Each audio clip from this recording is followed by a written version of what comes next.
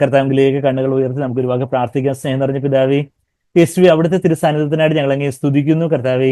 അവിടുന്ന് കർത്താവേ, അവിടുന്ന് അവിടുന്ന് ഭവനത്തിലായിരുന്നപ്പോ അനേകര് അങ്ങേ കേൾക്കുവാനായിട്ട് തടിച്ചു കൂടിയതായിട്ടൊക്കെ ഞങ്ങളെ കർത്താവെ മർക്കോസ് 2-ാം അധ്യായത്തിലെ കഫർന്നഹൂമിലെ അവിടുത്തെ ഭവനത്തിലെ കർത്താവ് അനേകര് തിങ്ങിക്കൂടി അങ്ങേ കേൾക്കാനായിട്ടിരുന്നു എന്ന് ഞങ്ങൾ വായിക്കുന്നു. ഇന്നും അവിടുന്ന് ഇന്നലെ ഇന്നും എന്നും മാറ്റമില്ലാത്തവരാണ് കർത്താവെ. ഇന്നും കർത്താവെ ഈ പ്രിയപ്പെട്ടവർ ഈ ഭവനത്തിലെ കർത്താവെ, പ്രിയപ്പെട്ടവരുടെ ഭവനത്തിലെ കർത്താവെ, അവിടുന്ന് ഞങ്ങളുടെ മധ്യത്തിൽ വന്നിരിക്കുന്നവർ ഞങ്ങൾ അങ്ങേ സ്തുതിക്കുന്നു.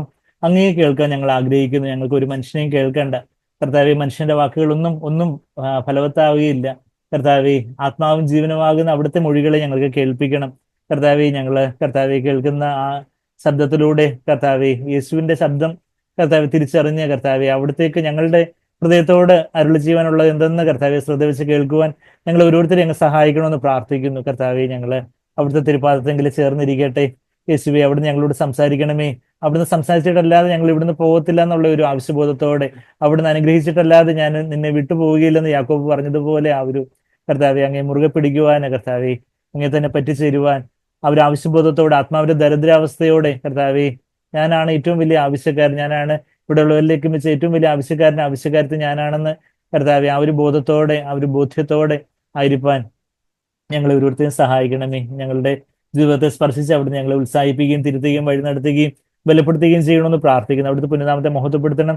ഞങ്ങൾ കുറയണം, അവിടുന്ന് വളരണം. എല്ലാം യേശു കർത്താവിന്റെ വിലയേറിയ മാതിരിയുള്ള നാമത്തിൽ തന്നെ. ആമീൻ, ആമീൻ, ആമീൻ. നമ്മള് യോഹന്നാൻ സുവിശേഷം 20-ാം അധ്യായം എന്ന് പറയുമ്പോൾ തന്നെ നമുക്ക് അതിന്റെ കോണ്ടെക്സ്റ്റ് ഒക്കെ നമ്മൾ അനേക ആഴ്ചകളായിട്ടൊക്കെ ചിന്തിച്ചുകൊണ്ടിരുന്ന കാര്യങ്ങളാ.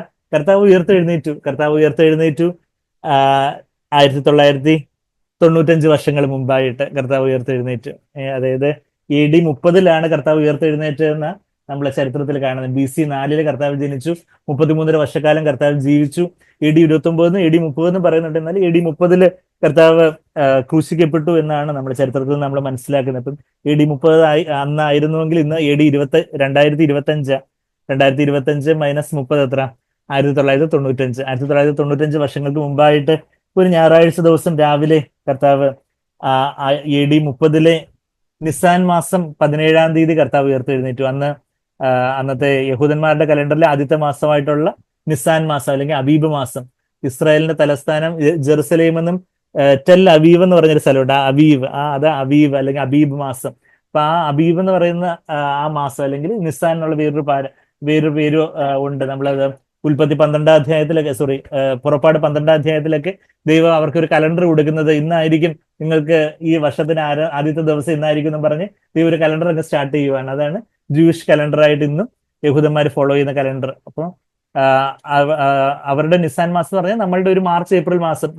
അതുകൊണ്ട് ഈ മാർച്ച് ഏപ്രിൽ സമയത്താണ് ഈസ്റ്റർ ഒക്കെ വരുന്നത്. പക്ഷെ എങ്കിലും ഈസ്റ്ററിന്റെ ദിവസം അവര് ആ ഒരു സ്പ്രിംഗ് ഇക്വിനോക്സ് കഴിഞ്ഞിട്ടുള്ള, അപ്പൊ ഈ സ്പ്രിംഗ് ഇക്വിനോക്സ് കഴിഞ്ഞിട്ടുള്ള ആദ്യത്തെ സൺഡേ ആണ്. ഈ സൺഡേ ആവാൻ വേണ്ടി സാമുദായിക സഭകളെ ഈസ്റ്ററിനെ ഒരു സൺഡേ ആക്കാൻ വേണ്ടി അവര് നിസാൻ മാസം 17 എന്നുള്ള എക്സാക്ട് ഡേറ്റ് നോക്കാതെ സ്പ്രിംഗ് ഇക്വിനോക്സ് കഴിഞ്ഞിട്ടുള്ള ആദ്യത്തെ സൺഡേ. അപ്പൊ ഈ സ്പ്രിംഗ് ഇക്വിനോക്സിന്റെ മലയാളം എന്താണെന്ന് ഞാൻ നോക്കിയപ്പം വിഷു എന്നാണ് വന്നത് ഗൂഗിളിൽ. എന്നുവെച്ചാൽ ആ വിഷു എന്ന് പറയുന്ന നമ്മുടെ മലയാള മാസത്തിലെ വിഷു എന്നൊക്കെ പറയുന്നത് സ്പ്രിംഗ് ഇക്വിനോക്സ്, അതിന്റെ ഭൂമിശാസ്ത്രപരമായിട്ട് ജിയോഗ്രഫിക്കലി ഇക്വിനോക്സ് എന്നൊക്കെ പറഞ്ഞാൽ രാവും പകലും ഒക്കെ ഈക്വൽ ആയിട്ട് വരുന്ന, ജിയോഗ്രഫിയിലൊക്കെ നിങ്ങൾ പഠിക്കുന്നുണ്ടായിരിക്കും. രാത്രിയും പകലും ഒക്കെ ഏകദേശം ഈക്വൽ ആയിട്ട് വരുന്ന ആ ഒരു സമയം. അപ്പൊ അങ്ങനെ ആ സ്പ്രിംഗ് ഇക്വിനോക്സ് എന്ന് പറഞ്ഞാൽ നമ്മുടെ മലയാളത്തിലെ വിഷു ഒക്കെ കഴിഞ്ഞിട്ട് വരുന്ന ആദ്യത്തെ ഞായറാഴ്ച ആണ് ഈ ഈസ്റ്റർ ആയിട്ട് സാമുദായിക സഭകൾ കൊണ്ടാടുന്നു. അതുകൊണ്ട് ഈ മാർച്ച് ഏപ്രിൽ മാസത്തിൽ അത് വരുന്നത്. നമ്മുടെ ഇപ്പം കഴിഞ്ഞ ഏപ്രിൽ 20 ആയിരുന്നു കഴിഞ്ഞ ഈസ്റ്റർ. പക്ഷെ ഏപ്രിൽ 15-ാം തീയതി ആയിരുന്നു ശരിക്കും പറഞ്ഞ നിസാൻ മാസം. 2025 നിസാൻ മാസം 17-ാം തീയതി. അപ്പൊ ഞാൻ എന്താ പറഞ്ഞു വരുന്നത് വെച്ചാൽ കർത്താവ് ഉയർത്തെഴുന്നേറ്റ് എന്നുള്ളത് ഒരു ചരിത്ര യാഥാർത്ഥ്യമാണ്. അപ്പം പലയിടത്തും ഈ ക്വസ്റ്റ്യൻ ആൻസർ സെഷനിലൊക്കെ ചിലര് ഈ അടുത്ത് ഞാൻ ബാംഗ്ലൂർ ഒരു കോൺഫറൻസ് കഴിഞ്ഞ ദിവസങ്ങളുണ്ടായിരുന്നു. വിക്ടർ ബ്രദറും മിൻസൺ ബ്രദറും ഒക്കെ സംസാരിച്ചോണ്ടല്ലോ. അപ്പൊ ഞാനതൊന്നും അധികം കേൾക്കാനൊന്നും പറ്റിയില്ല. ഇടയ്ക്ക് ഇങ്ങനെ സ്ക്രോൾ ചെയ്തപ്പോൾ ക്വസ്റ്റ്യൻ ആൻസർ സെഷനകത്ത് പെട്ടെന്നൊരു ക്വസ്റ്റ്യൻ, ഈ ക്രിസ്ത്യാനിറ്റി മാത്രം യാഥാർത്ഥ്യമുള്ളൂ എന്ന് പറയുന്നത് എങ്ങനെയാണ്? ചിലപ്പോൾ ചെറുപ്പക്കാരെ കണ്ട് ഇത് ചോദിച്ചായിരിക്കും. ബാക്കി അവര് പറയുന്നു അവരുടെ യാഥാർത്ഥ്യം, ഇവര് പറയുന്നു ഇവരുടെ യാഥാർത്ഥ്യം. അപ്പൊ അങ്ങനെ വിൻസെന്റ് ബ്രദർ ആയിരുന്നു ആൻസർ ചെയ്യുന്നത്. ബ്രദർ പല കാര്യങ്ങളൊക്കെ പറയുന്നുണ്ടായിരുന്നു. അപ്പൊ ഞാൻ പറഞ്ഞു വന്ന കാര്യം എന്ന് പറഞ്ഞാൽ ഈ ഒരു അപ്പം ബ്രദർ അതിനകത്തും ഈ ഒരു ADBC തിരിച്ച് ആ ഒരു ചരിത്ര യാഥാർത്ഥ്യത്തെ കുറിച്ചൊക്കെ ഇങ്ങനെ ചുരുക്കമായിട്ട് വിൻസെന്റ് ബ്രദറും കർത്താവിന്റെ മരണം ചരിത്ര യാഥാർത്ഥ്യമായിരുന്നു, ഉയർത്തെഴുന്നേൽപ്പും ഒഴിഞ്ഞ കല്ലറയൊക്കെ ചരിത്ര യാഥാർത്ഥ്യമാണെന്നുള്ള കാര്യമൊക്കെ ബ്രദർ അവിടെ ക്വസ്റ്റിന്റെ ആൻസർ ആയിട്ടൊക്കെ വിൻസെന്റ് ബ്രദർ പറയുന്നത് എങ്ങനെ കേൾക്കുന്നുണ്ടായിരുന്നു. ഒരു ബാംഗ്ലൂർ അവിടെ ബാംഗ്ലൂർ ചർച്ചിനായിട്ട് എനിക്ക് തോന്നുന്നു 1-2 ദിവസത്തെ ഒരു കോൺഫറൻസ് അവിടെ സൗരങ്ങൾക്ക് ഉണ്ടായിരുന്നതായിട്ട് യൂട്യൂബിൽ നിന്ന് മനസ്സിലായി. അപ്പം ഞാൻ പറഞ്ഞു വന്നു വെച്ചാൽ അപ്പം അത് ഇതൊരു ചരിത്ര യാഥാർത്ഥ്യമായിട്ട് കുറെ കാലങ്ങളൊക്കെ കഴിയുമ്പം ഇപ്പൊ ഈ കഴിഞ്ഞ ദിവസം തന്നെ ചില വാട്സപ്പ് മെസ്സേജ് ഒക്കെ ചിലരിൽ നിന്ന് ഇങ്ങനെ വരും, ബൈബിളിൽ ഇങ്ങനെ പറഞ്ഞിട്ടുണ്ടല്ലോ, അതിങ്ങനെയാണല്ലോ, എന്തെങ്കിലുമൊക്കെ പ്രകടമായിട്ടുള്ള എന്തെങ്കിലുമൊക്കെ വൈരുദ്ധ്യമൊക്കെ ചൂണ്ടിക്കാണിച്ചുകൊണ്ട് നമുക്ക് പെട്ടെന്ന് നോക്കുമ്പോൾ അയ്യോ എന്താ അപ്പൊ വചനം അറിഞ്ഞുകൂടാത്ത ഒരാളെ എങ്ങനെങ്കിലും കുഴക്കാൻ തക്കവണ്ണമുള്ള കുരുക്ക് ചോദ്യങ്ങളൊക്കെ ആയിട്ട് അങ്ങനെയൊക്കെയുള്ള സാത്താന്റെ തീയമ്പുകള് പല രീതിയിലും സോഷ്യൽ മീഡിയയിലും അതുപോലെയൊക്കെയുള്ള പല കാര്യങ്ങളിലും ഒക്കെ ഒത്തിരി കാര്യങ്ങളുള്ള സമയത്ത് നമ്മൾ ഈ വിശ്വസിക്കുന്ന വെറുതെ എന്തെങ്കിലുമൊക്കെ ആരോ അപ്പനോ അമ്മയൊക്കെ പറഞ്ഞുകൊണ്ട് ഞാനങ്ങ് വിശ്വസിക്കുന്നു, അല്ലെങ്കിൽ എല്ലാവരും അങ്ങ് നമ്മുടെ കൂടെ ഉള്ളവരൊക്കെ കുറെ പേരൊക്കെ പറയുന്നതുകൊണ്ട് വിശ്വസിക്കുന്നു എന്നുള്ളത് അതിലുപരി നമുക്ക് വ്യക്തിപരമായിട്ട് കാര്യങ്ങളെ കുറിച്ചൊരു ബോധ്യവും ഇത് നമ്മളുടെ ജീവന്റെ വില തന്നെ കൊടുത്ത് അനുഗമിക്കാൻ പറ്റുന്ന ഏക സത്യമാണെന്നുള്ളൊരു കാര്യവും നമ്മുടെ ജീവിതത്തിൽ അതിന്റെ ഒരു അനുഭവമൊക്കെ ആയി തീരുമ്പോൾ വേറെ ഇനി എന്തെല്ലാം ആരെങ്കിലും മറുത്ത് പറഞ്ഞാൽ പോലും നമുക്ക് ആ കാര്യങ്ങളെ കുറിച്ചൊരു വ്യക്തതയും ഒരു വെളിപ്പാടും ഒക്കെ നമ്മുടെ ഹൃദയത്തിൽ ഉണ്ടായിരിക്കണം. അപ്പം കർത്താവ് ഉയർത്തെഴുന്നേറ്റ്, അതായത് യോഹന്നാൻ 20-ാം എന്ന് പറയുമ്പോൾ കർത്താവ് ആ ഞായറാഴ്ച ദിവസം ആഴ്ചവട്ടത്തിന് 1-ാം നാളിൽ ഉയർത്തെഴുന്നേറ്റ കാര്യവും മഗ്ദലക്കാരിയായ മറിയം കർത്താവിനെ ഉയർത്തെഴുന്നേറ്റ കർത്താവിനെ കാണുന്നതും അതിനുശേഷം നമ്മൾ 5 കൂട്ടരെ കർത്താവ് ആ ഉയർത്തെഴുന്നേറ്റ ദിവസം കാണുന്നതായിട്ട് ആ ഞായറാഴ്ച കാണുന്നതായിട്ട് നമ്മൾ 4 സുവിശേഷങ്ങളിലും കൂടെ ഒക്കെ കണ്ടായിരുന്നു. ആ 5 കൂട്ടർ എന്ന് പറയുമ്പോൾ ആദ്യം മഗ്ദലക്കാരത്തി മറിയത്തെ ആണ് കർത്താവ് ആദ്യമായിട്ട് കാണുന്നതെന്ന് ഇവിടെ യോഹന്നാൻ 20-ാം അധ്യായത്തിൽ അതിന് വ്യക്തമായിട്ട് പറഞ്ഞിട്ടില്ലെങ്കിലും എന്നാൽ മർക്കോസ് 16-ലേക്ക് നമ്മളൊന്ന് പോവുകയാണെങ്കിൽ അവിടെ ആദ്യം മഗ്ദലക്കാരത്തി മറിയത്തിനാണ് പ്രത്യക്ഷപ്പെട്ടെന്നുള്ള കാര്യം ഇവിടെ മഗ്ദലക്കാരത്തി മറിയത്തിന് പ്രത്യക്ഷപ്പെട്ടു എന്ന് പറയുന്നുണ്ട്. എന്നാൽ ആദ്യമായിട്ട് മഗ്ദലക്കാരത്തി മറിയത്തെന്ന് എങ്ങനെ അങ്ങ് ഉറപ്പിച്ച് പറയാൻ പറ്റും എന്ന് ചോദിച്ചാൽ അവിടെ വചനത്തിൽ തന്നെ അത് പറയുന്നുണ്ട്. എന്താ മർക്കോസ് 16-ന്റെ 9-ാമത്തെ വാക്യത്തില് അവൻ ആഴ്ചവട്ടത്തിന് 1-ാം നാൾ രാവിലെ ഉയർത്തെഴുന്നേറ്റ് താൻ 7 ഭൂതങ്ങളെ പുറത്താക്കിയിരിക്കുന്ന മഗ്ദലക്കാരത്തി മറിയത്തിനൊരു ഡിഗ്രി ഉണ്ട്. MBBS DPM MD CMC എന്നൊക്കെ പറഞ്ഞ് വലിയൊരു വാലുള്ളത് പോലെ മഗ്ദലക്കാരത്തി മറിയത്തെ സംബന്ധിച്ചുള്ള ഡിഗ്രി എന്ന് പറഞ്ഞാൽ 7 ഭൂതങ്ങൾ പുറത്താക്കപ്പെട്ട സഹോദരി. അത് എത്ര വലിയൊരു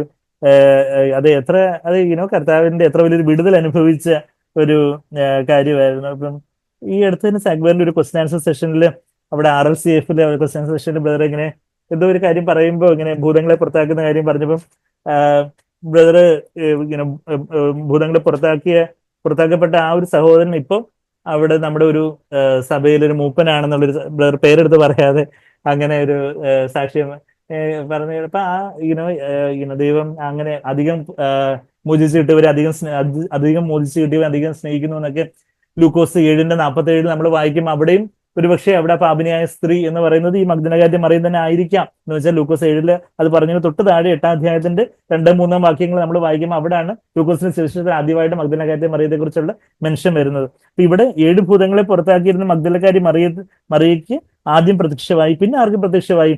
മറിയത്തിന്റെ കൂടെ ഈ കല്ലറക്കിലേക്ക് പോയ ഈ കല്ലറയുടെ അടുത്തേക്കൊക്കെ ഈ വെളുക്കുന്നതിന് മുമ്പ് സ്ത്രീകൾ പോവുക എന്ന് പറഞ്ഞാല് അസംഭവ്യമായ കാര്യമാണ്. എന്താ വെച്ചാൽ അതൊന്നും അന്ന് യഹൂദന്മാരുടെ ആ ഒരു കാലഘട്ടത്തില് ആരും തന്നെ കല്ലറയ്ക്ക് അടുക്കിലേക്കൊന്നും പോകത്തില്ല. അതും ഇരുട്ടായിരുന്ന സമയത്ത് തന്നെ പോവുക എന്ന് പറഞ്ഞാല് അത് അചിന്തനീയമായ കാര്യമാണ്, ചിന്തിക്കാൻ പറ്റാത്ത കാര്യമാണ്. എന്നാൽ ഈ സഹോദരിമാര് ഞാൻ വിശ്വസിക്കുന്ന മഗ്ദലക്കാരത്തി മറിയത്തിന് ആദ്യം പ്രത്യക്ഷമായെന്ന് പറയുമ്പോൾ മഗ്ദലക്കാരത്തി മറിയമായിരിക്കും മറ്റവരെയും കൂടെ മോട്ടിവേറ്റ് ചെയ്ത് നിങ്ങളും കൂടെ വന്നില്ലെങ്കിൽ ഒറ്റയ്ക്ക് പോകാൻ തനിക്കൊരു പ്രയാസമാണ്. ഒരു സ്ത്രീ ഇരുട്ടിലുള്ള സമയത്ത് ഒറ്റയ്ക്ക് ഇറങ്ങി നടക്കുന്നതൊക്കെ അത് വല്ലാത്ത ദുഷ്പേരിനോ വേറെ പല കാര്യങ്ങൾക്കും ഒക്കെ കാരണമായേക്കാം. അപ്പൊ അതുകൊണ്ട് ബാക്കിയുള്ള സഹോദരിമാരെയും കൂടെ ഉത്സാഹിപ്പിച്ചുകൊണ്ട് ബാക്കിയുള്ള സഹോദരിമാരുടെ പേര് എല്ലാവരുടെയും പേര് നമ്മൾ വചനത്തിൽ വായിക്കുന്നില്ല, ബാക്കിയുള്ള ചിലരും എന്ന് നമ്മൾ വായിക്കുന്നുണ്ട്. നമ്മൾ ലൂക്കോസിന്റെ സുവിശേഷത്തില് ആ വനിതാരത്നങ്ങളുടെ പേരുകളൊക്കെ നമ്മൾ വായിക്കുന്നുണ്ട്. ഞാൻ വനിതാരത്നം എന്ന് വളരെ അത് അത് എന്തിനാ പറഞ്ഞേ അർത്ഥമാക്കിക്കൊണ്ട് തന്നെ പറയുന്നത്. പലപ്പോഴും ഇന്ന് മഹിളാരത്നം വനിതാരത്നം എന്നൊക്കെ ചിലപ്പോൾ കളിയാക്കിയ ആൾക്കാർ പറയും, ചില മഹതികൾ എന്നൊക്കെ പറയുന്നത്. അപ്പൊ അതങ്ങനല്ല, ശരിക്കും ഇവര് മഹതികളായിട്ടുള്ള സഹോദരിമാര് തന്നെ അവർക്ക് ദൈവം അങ്ങനെ ഒരു വലിയൊരു പദവി കൊടുത്തു. കർത്താവ് ഉയർത്തെഴുന്നേറ്റ ശേഷം ആദ്യം പ്രത്യക്ഷപ്പെട്ട് ലൂക്കോസ് 24-ന്റെ 10-ാമത്തെ വാക്യത്തിൽ നമ്മൾ ചില പേരുകൾ വായിക്കുന്നുണ്ട്. എന്തൊക്കെയാ? മഗ്ദലക്കാരി മറിയത്തിന്റെ പേര് വായിക്കുന്നുണ്ട്, യോഹന്നായുടെ പേര് വായിക്കുന്നുണ്ട്, യാക്കോബിന്റെ അമ്മ മറിയത്തിന്റെ പേര് വായിക്കുന്നുണ്ട്. പിന്നെ മർക്കോസ് 16 കൂടെ ചേർത്ത് വായിക്കുമ്പോൾ അവിടെ ഒരു സലോമിയുടെ പേര് മർക്കോസ് 16 നമ്മൾ കാണുന്നുണ്ട്. അപ്പം ഇങ്ങനെ 4 പേരുകളാണ് നമ്മൾ ആകപ്പാടെ കാണുന്നത്. മഗ്ദലക്കാരത്തി മറിയ, യോഹന്ന, യാക്കോബിന്റെ അമ്മയായിട്ടുള്ള മറിയ, പിന്നെ അവരോട് കൂടെ മറ്റു സ്ത്രീകളും എന്ന് യോഹന്ന 24:10 നമ്മൾ വായിക്കുന്നുണ്ട്. അപ്പൊ സ്ത്രീകൾ എന്ന് പറയുമ്പോൾ ഈ സലോമിയും മേറിയും ഒരുപക്ഷെ 1-2 സഹോദരിമാരൊക്കെ കൂടുതൽ ഉണ്ടായിരുന്നിരിക്കാം, നമുക്കറിയത്തില്ല. ഈ സലോമിയുടെ പേര് നമ്മൾ മർക്കോസ് 16:1 വായിക്കുന്നുണ്ട്. അപ്പൊ ഈ സഹോദരിമാരുടെ പ്രത്യേകത, അവര് കർത്താവിനെ കണ്ടില്ലല്ലോ എന്ന് നമ്മൾ ചിന്തിക്കേണ്ട. എന്ന് വെച്ചാൽ മഗ്ദലക്കാരത്തി മറിയം അവിടെ കരഞ്ഞുകൊണ്ട് നിന്നുകൊണ്ട് ഇപ്പൊ ചിലർ പറയുന്നുണ്ട് കരയുന്ന കുഞ്ഞിനെ പാലുള്ളൂ എന്ന് പറയുന്നത് പോലെ, അത് ഞാൻ കർത്താവിനെ കണ്ടാലേ അടക്കത്തുള്ളൂ എന്നുള്ള രീതിയിൽ മഗ്ദലക്കാരത്തി മറിയം അവിടെ നിലയുറപ്പിച്ചു. അതുപോലെ ഈ നിന്നങ്ങ് കരയുക, കർത്താവെ എനിക്ക് കാണണം, ഈ ശരീരം ആരും എടുത്തോണ്ട് പോയി, അവിടെ ഒഴിഞ്ഞ കല്ലറയാ കാണുന്നത്. അപ്പം ആദ്യം കർത്താവ് പ്രത്യക്ഷപ്പെടുന്നതും തോട്ടക്കാരനാണ് താൻ തെറ്റിദ്ധരിക്കുന്ന കാര്യങ്ങളൊക്കെ നമ്മൾ യോഹന്ന 20 അധ്യായത്തിലൊക്കെ വായിക്കുന്നുണ്ട്. ഇന്ന് ബാക്കിയുള്ള സഹോദരന്മാര് തിരിച്ചു പോകുന്ന വഴിയിൽ കർത്താവിനെ കണ്ടതായിട്ട് നമ്മൾ മത്തായി 28 അധ്യായത്തിൽ നമ്മളത് കാണുന്നുണ്ട്. മത്തായി 28 അവര് തിരിച്ചു പോകുമ്പം അവര് മത്തായി 28 നമ്മളത് വായിക്കുന്നുണ്ട്. ആ സഹോദരിമാരോട് ദൂതന്മാര് തന്നെ പ്രത്യക്ഷപ്പെട്ട് പറയുന്നുണ്ട്, നിങ്ങൾ തിരിച്ചു വന്ന സഹോദരന്മാരോട് ശിഷ്യന്മാരോട് പറയുക, ഗോ ക്വിക്ലി. എന്റെ 7-ാമത്തെ വാക്യം, അവർ മരിച്ചവരുടെ ഇടയിൽ നിന്ന് ഉയർത്തെഴുന്നേറ്റ് എന്ന് വേഗം ചെന്ന്, മത്തായി 28:7, അവന്റെ ശിഷ്യന്മാരോട് പറയുവിൻ, അവൻ നിങ്ങൾക്ക് മുമ്പേ ഗലീലയിലേക്ക് പോകുന്നു, അവിടെ നിങ്ങൾ അവനെ കാണും. കർത്താവ് ഗലീലയിലേക്ക് നിങ്ങൾക്ക് മുമ്പേ പോകുന്നു. ഈ ഗലീലയിൽ വെച്ച് കർത്താവ് അവരെ കണ്ടുമുട്ടുന്ന ഒരു രംഗമാണ് നമ്മൾ ഇവിടെ ഈ മത്തായി 28 തന്നെ ഗ്രേറ്റ് കമ്മീഷൻ, മഹാനിയോഗം, ലോകത്തെങ്ങും പോയി സുവിശേഷം അറിയിക്കുവിൻ, ശിഷ്യരാക്കി കൊള്ളുവിൻ എന്ന് പറയുന്ന ആ മഹാനിയോഗം കൊടുക്കുന്നതും ഗലീലയിൽ വെച്ചാണെന്ന് അതിന്റെ മത്തായി 28:16 നമ്മൾ വായിക്കുന്നുണ്ട്. പിന്നെ നമ്മൾ ഗലീലയിൽ വെച്ച് കർത്താവ് അവരെ സന്ധിച്ച, ഗലീലിയ എന്ന് പറഞ്ഞാല് അത് വടക്കൻ ഇസ്രയേല്, നമ്മുടെ യെരുസലേമിന്റെ വെളിയിലാണ് കർത്താവ് ക്രൂശിക്കപ്പെടുന്നത്. യെരുസലേം എവിടെയാണ്? തെക്കൻ ഇസ്രയേലില് ആണ് തെക്കൻ ഇസ്രയേലിലെ യെരുസലേമുള്ള. അതിന്റെ യെരുസലേമിന്റെ വെളിയിലായിട്ട് കാൽവരി മലയിലാണ് കർത്താവ് ക്രൂശിക്കപ്പെടുന്നത്. എന്നാൽ വടക്കൻ ഇസ്രായേൽ ഗലീലയിൽ നിന്നായിരുന്നു പല ശിഷ്യന്മാരും ഉണ്ടായിരുന്നത്. അപ്പൊ ആ ഗലീലയ്ക്ക് നിങ്ങൾക്ക് മുമ്പായിട്ട് പോകുന്നൊക്കെ പറഞ്ഞ ആ ഗലീലിലെ കർത്താവ് ശിഷ്യന്മാരെ കണ്ടുമുട്ടുന്ന ഒരു രംഗമാണ്. ഗലീലിയ കടലിൽ മീൻ പിടിക്കാൻ പോയ പത്രോസിനെയും ബാക്കിയുള്ള 6 ശിഷ്യന്മാരെയൊക്കെ കണ്ടെത്തുന്ന കർത്താവ് വന്ന് മീറ്റ് ചെയ്ത് അവർക്ക് ബ്രേക്ക്ഫാസ്റ്റ് ഒക്കെ ഒരുക്കുന്ന ഒരു രംഗമൊക്കെയാണ് നമ്മളിനി യോഹന്ന 21 വായിക്കാൻ പോകുന്നത്. അപ്പൊ ആ ഗലീലിക്ക് മുമ്പേ പോകും എന്നുള്ള കാര്യം മത്തായി 28:7 ഇപ്പൊ നമ്മൾ വായിച്ച് ശിഷ്യന്മാരോട് പറയും, അവൻ നിങ്ങൾക്ക് മുമ്പേ ഗലീലിക്ക് പോകുന്നു, അവിടെ നിങ്ങൾ അവനെ കാണും, ഞാൻ നിങ്ങളോട് പറഞ്ഞിരിക്കുന്നു എന്ന് പറഞ്ഞു. ഞാൻ നിങ്ങളോട് പറഞ്ഞിരിക്കുന്നു എന്ന് പറഞ്ഞു. Behold I have told you. അങ്ങനെ അവർ വേഗത്തിൽ ഭയത്തോടും മഹാസന്തോഷത്തോടും കൂടെ കല്ലറ വിട്ട് അവന്റെ ശിഷ്യന്മാരോട് അറിയിക്കുവാൻ ഓടിപ്പോയി. എന്നാൽ യേശു അവരെ എതിരേറ്റു. അതാ 9-ാമത്തെ വാക്യത്തിൽ, മത്തായി 28:9 വാക്യത്തിൽ, behold Jesus met them and greeted them. അവരപ്പോ എന്ത് ചെയ്തു? കർത്താവിനെ കണ്ടു എന്ന് പറഞ്ഞു ഓടിപ്പോയില്ല, നിങ്ങൾക്ക് വന്ദന എന്ന് യേശു പറഞ്ഞു. അപ്പോ അവരടുത്ത് ചെന്ന് അവന്റെ കാൽ പിടിച്ച് അവനെ നമസ്കരിച്ചു. കാല് പിടിച്ചപ്പോ അവരെന്ത് കണ്ടു? കർത്താവിന്റെ അണിപ്പഴുതുള്ള കാലുകൾ അവർ കണ്ടു. കർത്താവിന്റെ അതിന്റെ ആ 9-ാമത്തെ വാക്യത്തില് they took hold of his feet and worshipped him. അവര് ആ ഉയർത്തെഴുന്നേറ്റ കർത്താവിനെ ആരാധിച്ചതായിട്ടൊക്കെ നമ്മളവിടെ കാണുന്നുണ്ട്. അപ്പൊ മഗ്ദലക്കാരി മറിയത്തിന് പ്രത്യക്ഷപ്പെട്ടു. ബാക്കിയുള്ള ഈ പറയുന്ന സഹോദരിമാർക്ക് യോഹന്ന, ശലോമി, യാക്കോബിന്റെ അമ്മയായ മറിയ ഒക്കെ പ്രത്യക്ഷപ്പെട്ടതായിട്ട് നമ്മൾ കാണുന്നു. പിന്നീട് പത്രോസിന് പ്രത്യക്ഷപ്പെട്ടതായിട്ട് നമ്മൾ ലൂക്കോസ് ബാക്കിയുള്ള ശിഷ്യന്മാർക്ക് പ്രത്യക്ഷപ്പെടുന്നതിന് മുമ്പേ പത്രോസിനൊന്ന് ഒരു രഹസ്യ പ്രത്യക്ഷപ്പെടലുണ്ടായി എന്നുള്ളൊരു കാര്യം നമ്മളവിടെ ലൂക്കോസ് 24 നമ്മൾ കണ്ടായിരുന്നു. ലൂക്കോസ് 24 ആ 34-ാമത്തെ വാക്യത്തില് ശിമോന് പ്രത്യക്ഷനായി എന്ന്, ശിമോൻ ഓൾറെഡി പ്രത്യക്ഷനായ ഒരു കാര്യം ലൂക്കോസ് 24:34 കാണുന്നുണ്ട്. 1 Corinthians 15:5 അതിനെക്കുറിച്ച് നമ്മളൊരു മെൻഷൻ വായിക്കുന്നുണ്ട്. ഞാൻ അതിലേക്ക് ആ വാക്യങ്ങളിലേക്ക് എല്ലാം പോകുന്നില്ല. നമ്മൾ ഓൾറെഡി ആ ഭാഗമൊക്കെ കണ്ടത് ഒരു ക്വിക്ക് റിവിഷനാ. കുറെ നാൾ ക്ലാസ് ഇല്ലാതിരുന്നതുകൊണ്ട് പിന്നീട് ഒരു ക്ലാസ് വരുമ്പോൾ ഒരു ക്വിക്ക് റിവിഷൻ. അപ്പം മഗ്ദലക്കാരി മറിയ, ബാക്കിയുള്ള സഹോദരിമാര്, സീമോൻ പത്രോസ്, പിന്നെ എമ്മാവൂസിലേക്ക് പോയ 2 ശിഷ്യന്മാർ. അതിൽ ഒരാളുടെ പേര് ക്ലോപ്പാവ്. അതാണ് നമ്മള് അതിന്റെ ആ ലൂക്കോസ് 24:18 വാക്യത്തിലെ ക്ലയോപ്പാവ് എന്ന് വായിക്കുന്നുണ്ട്. അവരുടെ ഭവനത്തിലേക്ക് പോയി എന്ന് വായിക്കുമ്പോൾ ക്ലയോപ്പാവ് ഒരുപക്ഷെ അദ്ദേഹത്തിന്റെ വൈഫ് ആയിരുന്നിരിക്കാം. ക്ലയോപ്പാവിന്റെ ഭാര്യയെ കുറിച്ച് ഒരു മെൻഷൻ നമ്മൾ യോഹന്നാൻ 19:25 കർത്താവ് ക്രൂശിക്കപ്പെടുന്ന സമയത്ത് ക്ലയപ്പാവിന്റെ ഭാര്യ അവിടെ ഉണ്ടായിരുന്നു എന്നുള്ളൊരു മെൻഷനൊക്കെ അവിടെ ഉള്ളതുകൊണ്ട് ക്ലയപ്പാവിന്റെ കൂടെ ആ ഭവനത്തിലേക്ക് കടന്നുപോയി നിർമ്മിൽ ക്ലയപ്പാവും വൈഫും ആയിരുന്നിരിക്കാം എമ്മാവസ്ഥയിലേക്കുള്ള 2 ശിഷ്യന്മാരും നമുക്ക് അങ്ങനെ ചിന്തിക്കാം. അപ്പൊ അങ്ങനെ 4ാമത്തെ കൂട്ടരെ കണ്ടു. പിന്നെ 5ാമത് കർത്താവ് ആർക്ക് പ്രത്യക്ഷപ്പെട്ടെന്ന് ചോദിച്ചാൽ ബാക്കി ഉണ്ടായിരുന്നു, യുദാസ് പോയി, ബാക്കി 11 ശിഷ്യന്മാരുണ്ടായിരുന്നു. എന്നാൽ തോമസ് ഇല്ലാതിരിക്കുന്ന ഒരു സമയത്ത് കർത്താവ് പ്രത്യക്ഷപ്പെട്ടു. അതാ നമ്മൾ കർത്താവ് ഉയർത്തെഴുന്നേറ്റ ആ ഞായറാഴ്ച കർത്താവ് 5 പ്രത്യക്ഷപ്പെടലൊക്കെ നടത്തി. അതിനുശേഷം അപ്പൊ തോമസ് ഇല്ലായിരുന്നു, തോമസ് മിസ്സായി പോയി. തോമസ് പിന്നീട് ഉണ്ടായിരുന്ന ഒരാഴ്ച കാലത്തോളം, പിന്നെ 8 ദിവസത്തിന് ശേഷം ആണ് കർത്താവ് പിന്നെ തോമസും കൂടെ ഉണ്ടായിരിക്കുന്ന സമയത്ത് സ്പെസിഫിക് ആയിട്ട് പ്രത്യക്ഷപ്പെടുന്നതെന്നൊക്കെ നമ്മൾ യോഹന്നാൻ 20:24 മുതൽ നമ്മൾ കാണുന്നുണ്ട്. അപ്പം തോമസ് ആ ഒരു സമയത്ത് എത്രമാത്രം മനസ്സുരുകി കാണും, അയ്യോ എന്റെ ജീവിതത്തിൽ എന്തെങ്കിലും കുറവുകൊണ്ടാണോ കർത്താവ് എനിക്ക് പ്രത്യക്ഷപ്പെടാതെ പോയത്, എനിക്ക് എന്തെങ്കിലും എന്ന് കർത്താവ് അപ്പൊ ആരെയൊക്കെ മുമ്പിൽ കണ്ടു. ഈ തോമസ് സുവിശേഷം അറിയിക്കേണ്ട അനേകരുണ്ട്.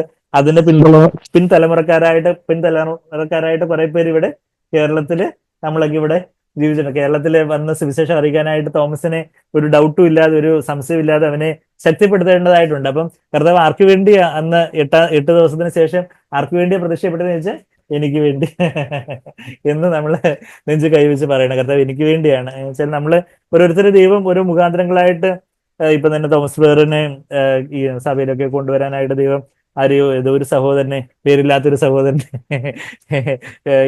ഇവിടെ ഐസ് എന്ന് പറഞ്ഞതുപോലെ പലയിടങ്ങളിലും ദൈവം ഓരോരുത്തരെ ഇപ്പൊ എന്നെ അവിടെ ചർച്ചിലോട്ട് അവിടെ വേണ്ടത് കൊണ്ടുവരാനായിട്ട് സൈജു അവിടെ ദൈവം അവിടെ ഒരുക്കിയതിനായിട്ട് അപ്പൊ ഞാൻ സൂസസ്റ്റോട് അന്ന് പറഞ്ഞ പോലെ വേറെ എന്തായാലും മാർവേനസിൽ അഡ്മിഷൻ അന്ന് ബികോം പഠിക്കാൻ വിട്ടതുകൊണ്ട് താങ്ക് യു. ഓ അതെ എനിക്കായിട്ട് അവിടെ ആയിരുന്നു അല്ലേ. ഓക്കെ, അപ്പൊ എന്തായാലും അവിടെ തിരുവനന്തപുരത്ത് അയച്ചു. അപ്പൊ അങ്ങനെ ഓരോരുത്തർ ദൈവം നമ്മളെ ഓരോരുത്തരെയൊക്കെ ഇങ്ങനെ മനുഷ്യരെ പിടിക്കുന്നവരാക്കാൻ വേണ്ടി ഓരോരുത്തരെയൊക്കെ ദൈവം പിടിച്ച് ഇങ്ങനെ പലയിടങ്ങളിലൂടെ ഇരുന്ന് നമ്മളെയൊക്കെ ദൈവം കർത്താവിന്റെ വലയിലാക്കി വീണ്ടും നമ്മളെ ഇനിയിപ്പം അനേകരെ വലയിലാക്കാൻ വെച്ചാൽ പോസിറ്റീവായിട്ട് നമ്മളിന്ന് ലോകത്തിൽ ഇങ്ങനെ വലയിലാക്കുക എന്നുള്ള ഒരു നെഗറ്റീവ് അർത്ഥത്തിലാണ് പറയുന്നത്. നമ്മളെ വലയിലാക്കാൻ വേണ്ടി, നമ്മൾ മറ്റു അനേകരെ വലയിലാക്കാൻ വേണ്ടി ദൈവം നമ്മളെ മനുഷ്യരെ പിടിക്കുന്നവരാക്കാൻ വേണ്ടിയാണ് കർത്താവ് നമ്മളെ കുറിച്ച് ആഗ്രഹിക്കുന്നത്. പത്രോസിനോട് കർത്താവ് അതാ പറഞ്ഞു, പത്രോസ് ഒരു മുക്കുവനായിരുന്നു, അതുകൊണ്ട് മീൻ പിടിക്കുന്നവനാക്കും എന്ന് പറഞ്ഞാൽ അവന് മനസ്സിലാവും. അപ്പൊ അതുകൊണ്ട് കർത്താവ് അതേ നാണയത്തിൽ തന്നെ മനുഷ്യരെ പിടിക്കുന്നവരാക്കും എന്ന് അവിടെ നമ്മളവിടെ മത്തായി 4-ാം അധ്യായത്തിലെ കർത്താവ് പത്രോസിനോട് പറയുന്നതായിട്ട് നമ്മൾ വായിക്കുന്നുണ്ട്. നമുക്ക് മനസ്സിലാവുന്ന ഭാഷയിൽ സംസാരിക്കുന്ന കർത്താവ്. ഇപ്പം മീൻ പിടിക്കുന്ന കർത്താവിന് you will be A great evangelist, നീ വലിയൊരു സുവിശേഷകനായി തീരും എന്നൊക്കെ പത്രോസിനോട് എന്താ പറഞ്ഞേ എന്ന് കുറച്ച് കഴിയുമ്പോൾ പത്രോസിനോട് ചൊറിഞ്ഞോണ്ട് ചോദിക്കും.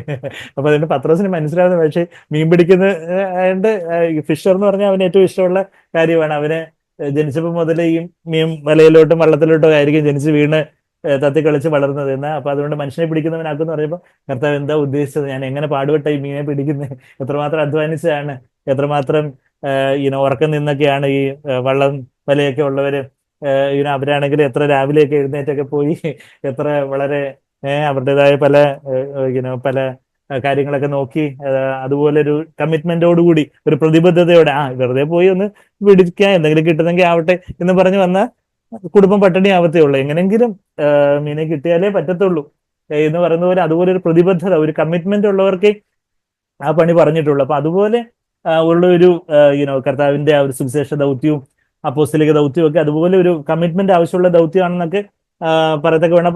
പത്രോസിന് കർത്താവ് പ്രത്യക്ഷപ്പെട്ടു. അത് കഴിഞ്ഞിട്ട് പിന്നീട് കർത്താവ് നമുക്ക് വേണ്ടി തോമസിന് പ്രത്യക്ഷപ്പെട്ട കാര്യമൊക്കെ നമ്മൾ വായിച്ചു. തോമസിന് പ്രത്യക്ഷപ്പെട്ടപ്പോൾ തോമസ്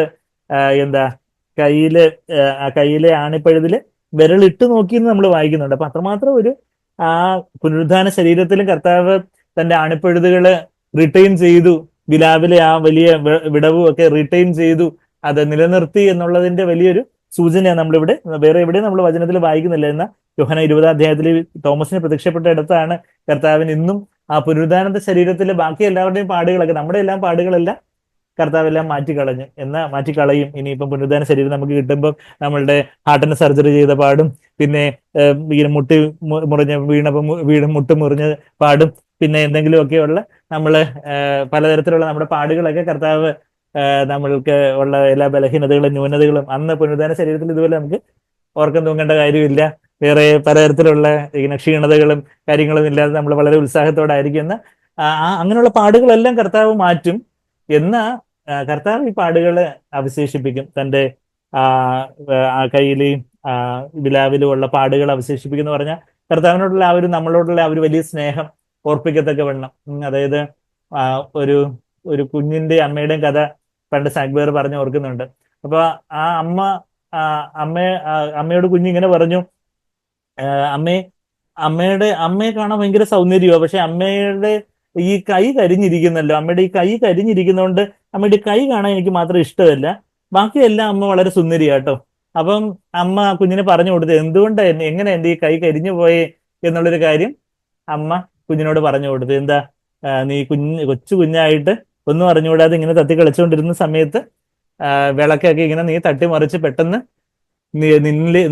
നിന്നിലേക്ക് തീ ആളിപ്പടരാൻ പോവായിരുന്നു. അത് ഞാൻ കണ്ട് അടുക്കളയിൽ നിന്ന് ഓടി വന്ന് അത് ആ തീ എല്ലാം ഞാൻ തട്ടി മാറ്റി നിന്നെ ഞാൻ എടുത്തപ്പോ അപ്പോ നിനക്ക് തീന്റെ അപായം ഒന്നും പറ്റിയില്ല. എന്നാ എന്റെ കൈ എന്റെ കൈ കരിഞ്ഞു പോയി എന്നുള്ളൊരു കാര്യം അന്ന് അമ്മ പറഞ്ഞു. അപ്പം കുഞ്ഞ് പറഞ്ഞു, അമ്മ അമ്മ അമ്മ ഏറ്റവും സുന്ദരിയാ, അമ്മയിലെ ഏറ്റവും സൗന്ദര്യമുള്ള ഭാഗം ഇപ്പൊ ഏതാന്ന് ചോദിച്ചാൽ എന്റെ അമ്മയുടെ ഈ കരിഞ്ഞ കൈയാണ് എനിക്ക് ഇഷ്ടമുള്ളത്. എന്ന് വെച്ചാൽ എന്നെ രക്ഷിക്കാനായിട്ടാണ് അമ്മ കർത്താവെ അമ്മയെ അമ്മ എനിക്കായിട്ടാണല്ലോ അമ്മ ഈ കൈ കരിച്ചു കളഞ്ഞത്. അതിനായിട്ട് കുഞ്ഞിന്റെ അമ്മയുടെ കൈ മുത്തം ചെയ്തുകൊണ്ട് പറഞ്ഞു എന്ന് പറഞ്ഞതുപോലെ കർത്താവിനെ നമ്മൾ കാണുമ്പം കർത്താവിന്റെ ആണിപ്പഴുതും ആ വിലാവിലെ വിടവും ഒക്കെ കണ്ട് ആണിപ്പഴുതിലേക്ക് വിരലിട്ട് നോക്കി കർത്താവിന്റെ ആ വിലാവിലേക്ക് നമ്മൾ കൈയിട്ട് നോക്കുക എന്ന് പറഞ്ഞാൽ എന്താ, കർത്താവിന്റെ ഹൃദയമായി വിലാവിൽ ഈ സൈഡിൽ ലെഫ്റ്റ് സൈഡിൽ ആ ഹൃദയമുള്ള. അപ്പം കർത്താവിന്റെ വിലാവിലേക്ക് തോമസ് കൈയിട്ട് ഹൃദയത്തിന്റെ ആഴത്തിലേക്ക് ഹൃദയത്തോടിപ്പ് അറിയുന്ന വണ്ണം കർത്താവിന്റെ സ്നേഹത്തോടിപ്പ് അറിയത്തക്ക വണ്ണം കർത്താവ് ആ നരകത്തിന്റെ തീ നമ്മളിലേക്ക് ആളിപ്പടരാതെ കർത്താവ് നമ്മളെ ആ നരകത്തിൽ നിന്ന് രക്ഷിക്കാൻ വേണ്ടി കർത്താവ് ആ തീ തന്നിലേക്ക് അങ്ങ് ഏറ്റെടുത്തു. കർത്താവ് ആ പിതാവിന്റെ ക്രോധാഗ്നിയിൽ പാപത്തിനെതിരായിട്ടുള്ള ആ നിത്യ നരകാഗ്നി കർത്താവ് ഏറ്റെടുത്ത് കർത്താവ് ആ നരകത്തിയിൽ വെന്ത് ഉരുകി കർത്താവ് നിത്യമായിട്ട് ഞാൻ സഹിക്കേണ്ട ആ നരകാഗ്നിയല്ല കർത്താവ് തന്നിൽ ഏറ്റെടുത്ത് കർത്താവ് മരിച്ചു ഉയർത്തെഴുന്നേറ്റു. അപ്പൊ അത് കഴിഞ്ഞിട്ട് കർത്താവിന്റെ ആ തീ പാടുകള് ആണിപ്പഴുതുള്ള പാടുകള് എനിക്കായിട്ട് റീറ്റെയിൻ ചെയ്ത് നിലനിർത്തിയിരിക്കുക. നിത്യത മുഴുവൻ ഞാൻ കർത്താവിനെ ആരാധിക്കുമ്പം ഈ ക്രൂസിൽ കർത്താവ് പെട്ട പാടുകളും കർത്താവ് സഹിച്ച ആ ക്രോധാഗ്നിയും അതൊക്കെ അതായിരിക്കും കർത്താവിന്റെ ആ കരങ്ങളും വിലാവും ഏറ്റവും സൗന്ദര്യമുള്ളതായിട്ട് നമുക്ക് അന്ന് അനുഭവപ്പെടും, ആ കുഞ്ഞിന് അനുഭവപ്പെട്ടതുപോലെ. അപ്പം ആ കാര്യങ്ങൾ വളരെ ഹൃദയസ്പർശിയായിട്ടുള്ള രംഗമൊക്കെയാണ് നമ്മൾ കഴിഞ്ഞ കോട്ടേജ് മീറ്റിങ്ങിന് നാരായണമ്പേറിന്റെ വീട്ടിൽ വെച്ചായിരുന്നു നമ്മൾ അന്ന് കഴിഞ്ഞ ലാസ്റ്റ് കോട്ടേജ് മീറ്റിംഗ്. അന്ന് നമ്മൾ ആ തോമസിനെ ദൈവം കണ്ട, നമ്മുടെ ബ്രദറിന്റെ പേരും തോമസ് എന്നാണല്ലോ, അപ്പൊ തോമസിനെ ദൈവം കണ്ട് തോമസിനായിട്ട് പ്രത്യക്ഷപ്പെട്ട ആ ഒരു കാര്യമൊക്കെ നമ്മൾ 24 മുതലുള്ള കാര്യങ്ങളൊക്കെ നമ്മൾ കണ്ടത്. അപ്പൊ അത് കഴിഞ്ഞിട്ട് കർത്താവ് പറയുന്നുണ്ട്, അവിശ്വാസിയാകാതെ വിശ്വസിക്കുവിൻ എന്നുള്ള കാര്യമൊക്കെ അവിടെ. Do not be unbelieving but be believing. Yohannan 20-ാം അധ്യായത്തിന്റെ 27-ാമത്തെ വാക്യമൊക്കെ നമ്മൾ വായിച്ചു നിർത്തിയായിരുന്നു. പിന്നെ തോമസിനോട് നിന്റെ വിരൽ ഇങ്ങോട്ട് നീട്ടി എന്റെ കൈകളെ കാണുക. കർത്താവിന്റെ ആ കർത്താവ് മനസ്സലിവോടെ അവൻ ഏത് ഒരു അവസ്ഥയിൽ ഡൗട്ട്ഫുൾ ആയിട്ട് സംശയത്തോടായിരുന്നോ ആ ഒരു നിലയിലേക്ക് ഇറങ്ങി വന്ന് നമ്മൾ അന്ന് കണ്ടായിരുന്നു. ആ ഒരു ചതഞ്ഞ ഓട ഒടിച്ചു കളയാതെ ആ ഒരു പുകയുന്ന തിരികെടുത്ത് കളയാത്ത ഒരു കർത്താവിനെ കുറിച്ചൊക്കെ നമ്മൾ മത്തായി 12-ാം അധ്യായത്തിൽ നിന്നുള്ള ആ വാക്യങ്ങളൊക്കെ നമ്മൾ അന്ന് വായിച്ചായിരുന്നു. അപ്പൊ അങ്ങനെ നമ്മളുടെ ശരിയാണ്, നമ്മളുടേതായ ചില വീഴ്ചകളും നമ്മളുടേതായ ചില സംശയങ്ങളും കാര്യങ്ങളും ഒക്കെ കാണും. എന്നാൽ നമ്മളത് ദൈവമുമ്പാകെ ഒരു ആവശ്യബോധത്തോടായിരിക്കുമ്പം നമ്മളുടെ ആ നിലയിലേക്ക് കർത്താവ് താണിറങ്ങി വന്ന് നമ്മളുടെ ആ സംശയം തീർക്കാനായിട്ട് വരുന്ന ഒരു കർത്താവ്, നമുക്കായിട്ട് പ്രത്യേകമായിട്ട് പ്രത്യക്ഷപ്പെടുന്ന ആ ഒരു യേശുവിന്റെ സ്നേഹത്തെയൊക്കെ നമ്മൾ അന്ന് വ്യക്തമായിട്ട് നമ്മൾ കണ്ടായിരുന്നു. നമ്മൾ തോമസിനോട് പറയുക 27-ാമത്തെ വാക്യം, നിന്റെ വിരൽ ഇങ്ങോട്ട് നീട്ടി എന്റെ കൈകളെ കാണുക, നിന്റെ കൈ നീട്ടി എന്റെ വിലാപ്പുറത്ത് ഇടുക. ഇത് തോമസ് ശിഷ്യന്മാരോട് പറഞ്ഞ ഡയലോഗ് തന്നെ കർത്താവ് അത് പുനരുദ്ധാനം ചെയ്ത കർത്താവ് ഇതെല്ലാം കാണുന്നു കേൾക്കുന്നു എന്നുള്ളൊരു കാര്യമാണ് നമ്മളിവിടെ കാണുന്നത്. അതാ അവിശ്വാസിയാകാതെ വിശ്വാസിയായിരിക്കുക എന്ന് പറഞ്ഞു.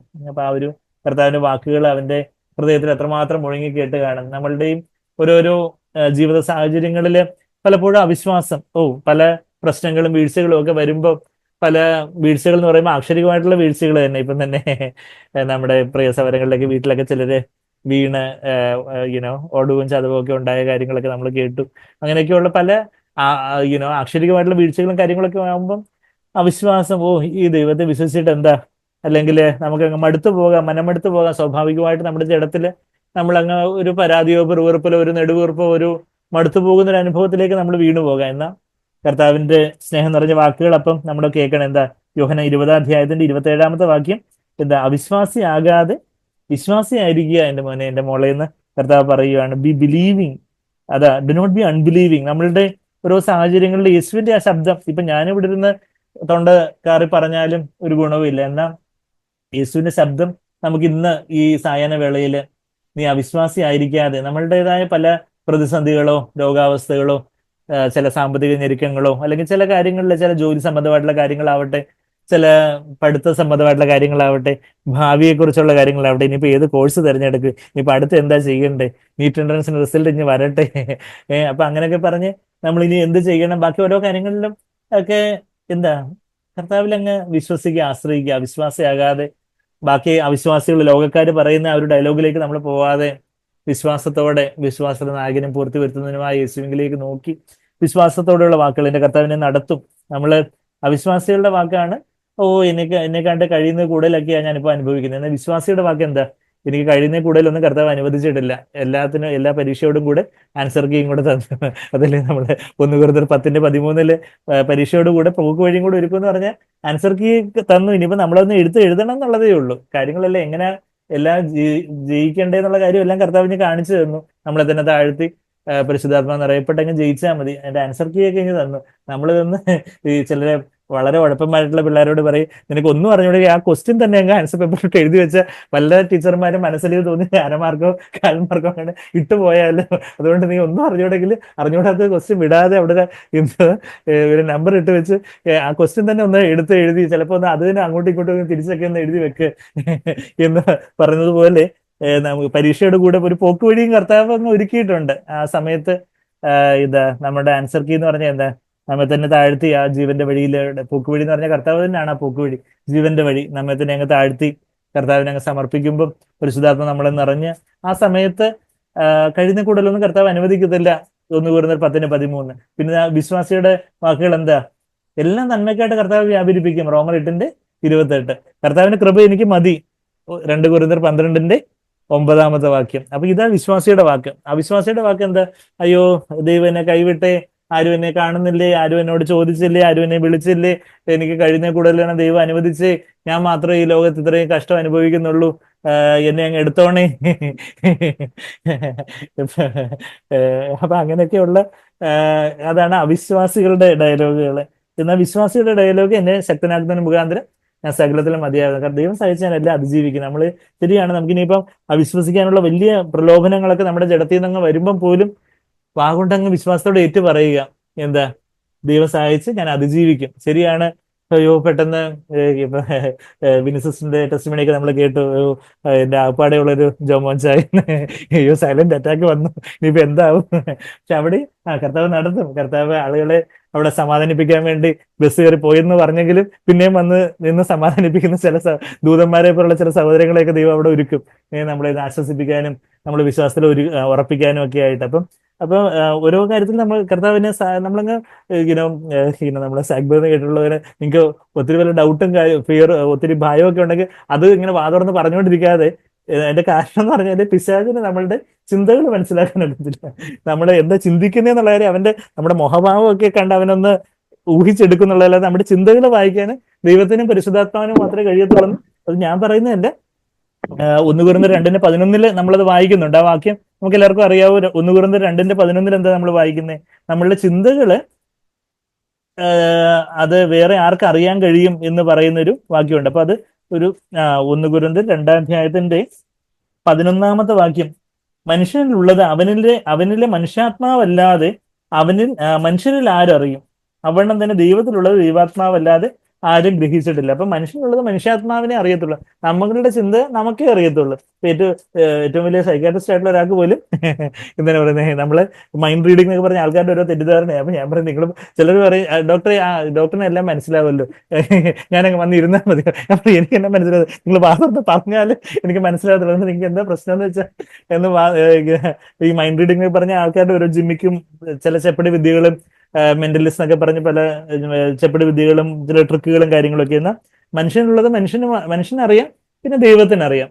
മനുഷ്യന്റെ ആർക്കും, സൃഷ്ടികളിൽ ആർക്കും മനസ്സിലാകത്തില്ല, സാത്താന് അറിയത്തില്ല. അപ്പൊ അതുകൊണ്ട് നമുക്ക് വലിയ ആകുല ചിന്തയും ഭയങ്കര വെപ്രാളും ടെൻഷനൊക്കെ ആണെങ്കിൽ അത് ഇവിടുന്ന് നമ്മൾ വാവിട്ട് പറഞ്ഞ് സാത്താനെ കൂടെയും സാത്താനെ അവന്റെ കിങ്കരന്മാരെ കൂടെ അറിയിക്കാതെ നമ്മൾ എന്ത് ചെയ്യണം?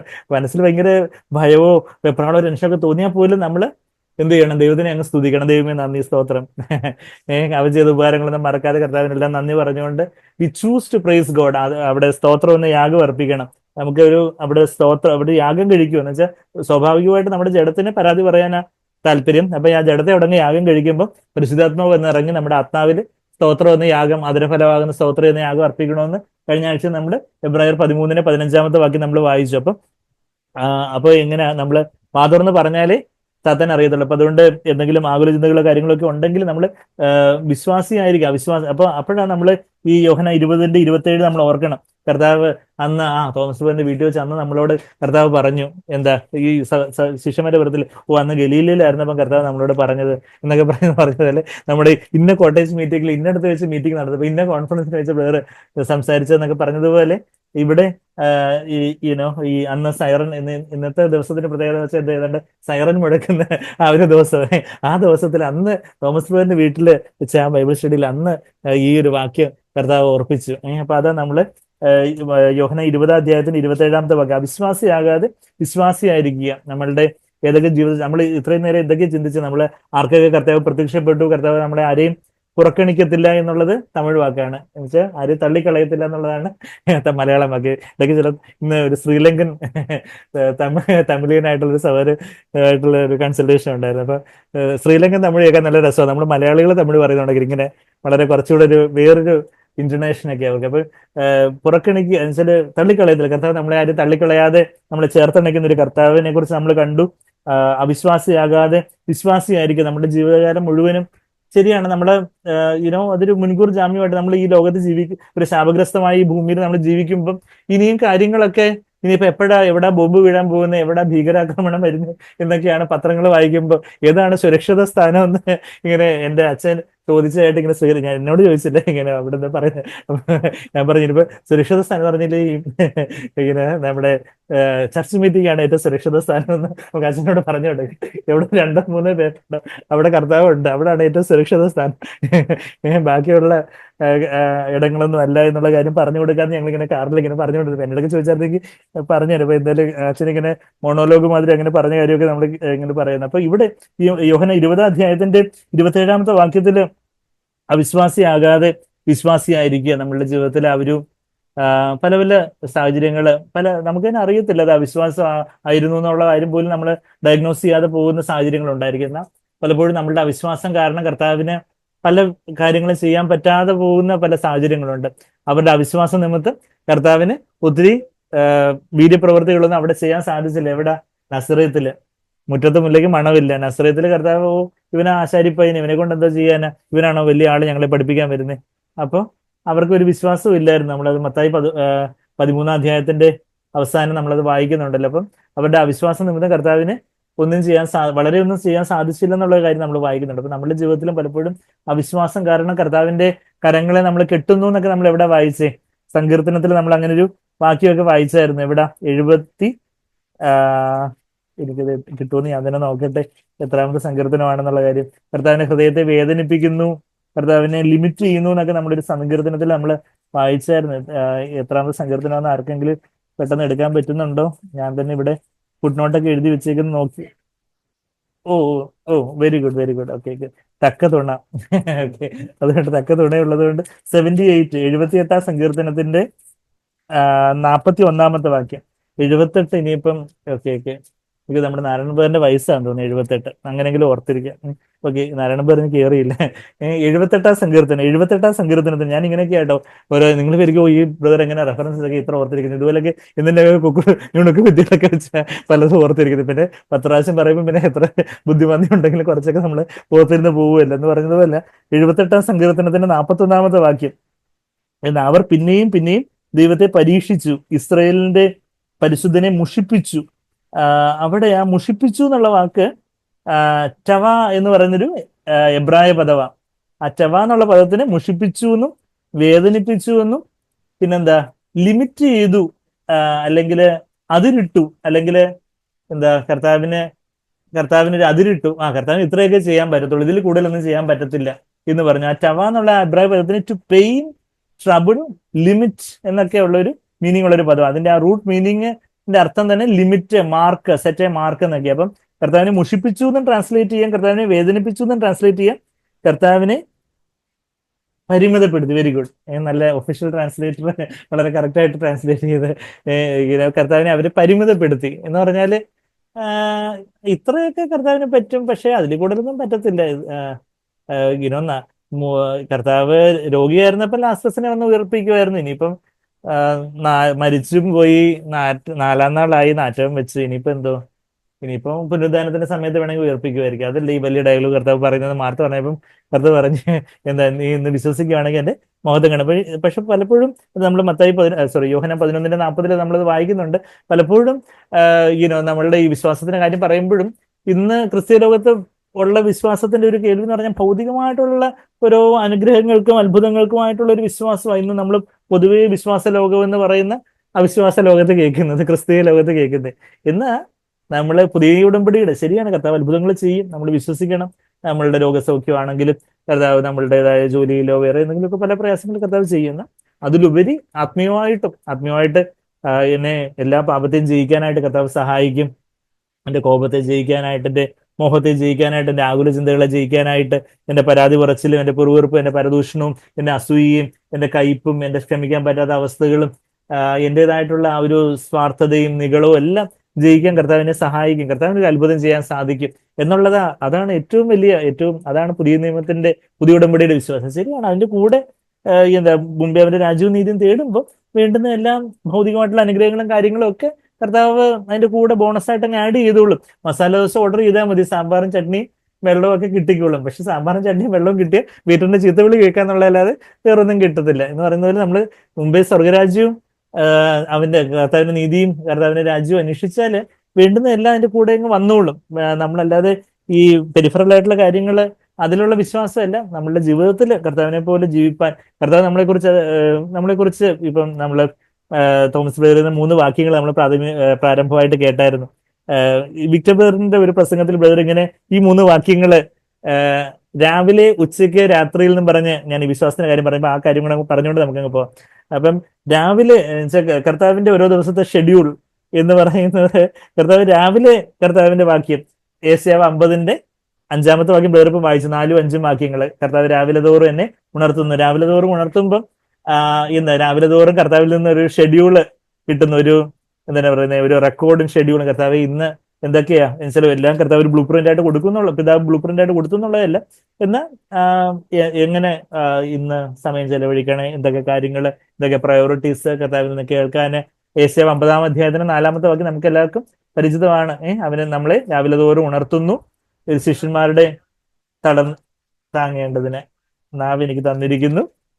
അതാ ഏശയ്യാവ് 50:4 വാക്യം ഞാൻ വായിക്കുക. തളർന്നിരിക്കുന്നതിനെ വാക്കുകൊണ്ട് താങ്ങുവാൻ അറിയേണ്ടതിന് യഹോവയായ കർത്താവ് എനിക്ക് ശിഷ്യന്മാരുടെ നാവ് തന്നിരിക്കുന്നു. അവൻ രാവിലെ തോറും ഉണർത്തുന്നു, ശിഷ്യന്മാരെ പോലെ കേൾക്കേണ്ടതിന് അവന്റെ ചെവി ഉണർത്തുന്നു. അപ്പം രാവിലെയുള്ള വാക്യം ഏശയ്യാവ് 50:4 വാക്യം.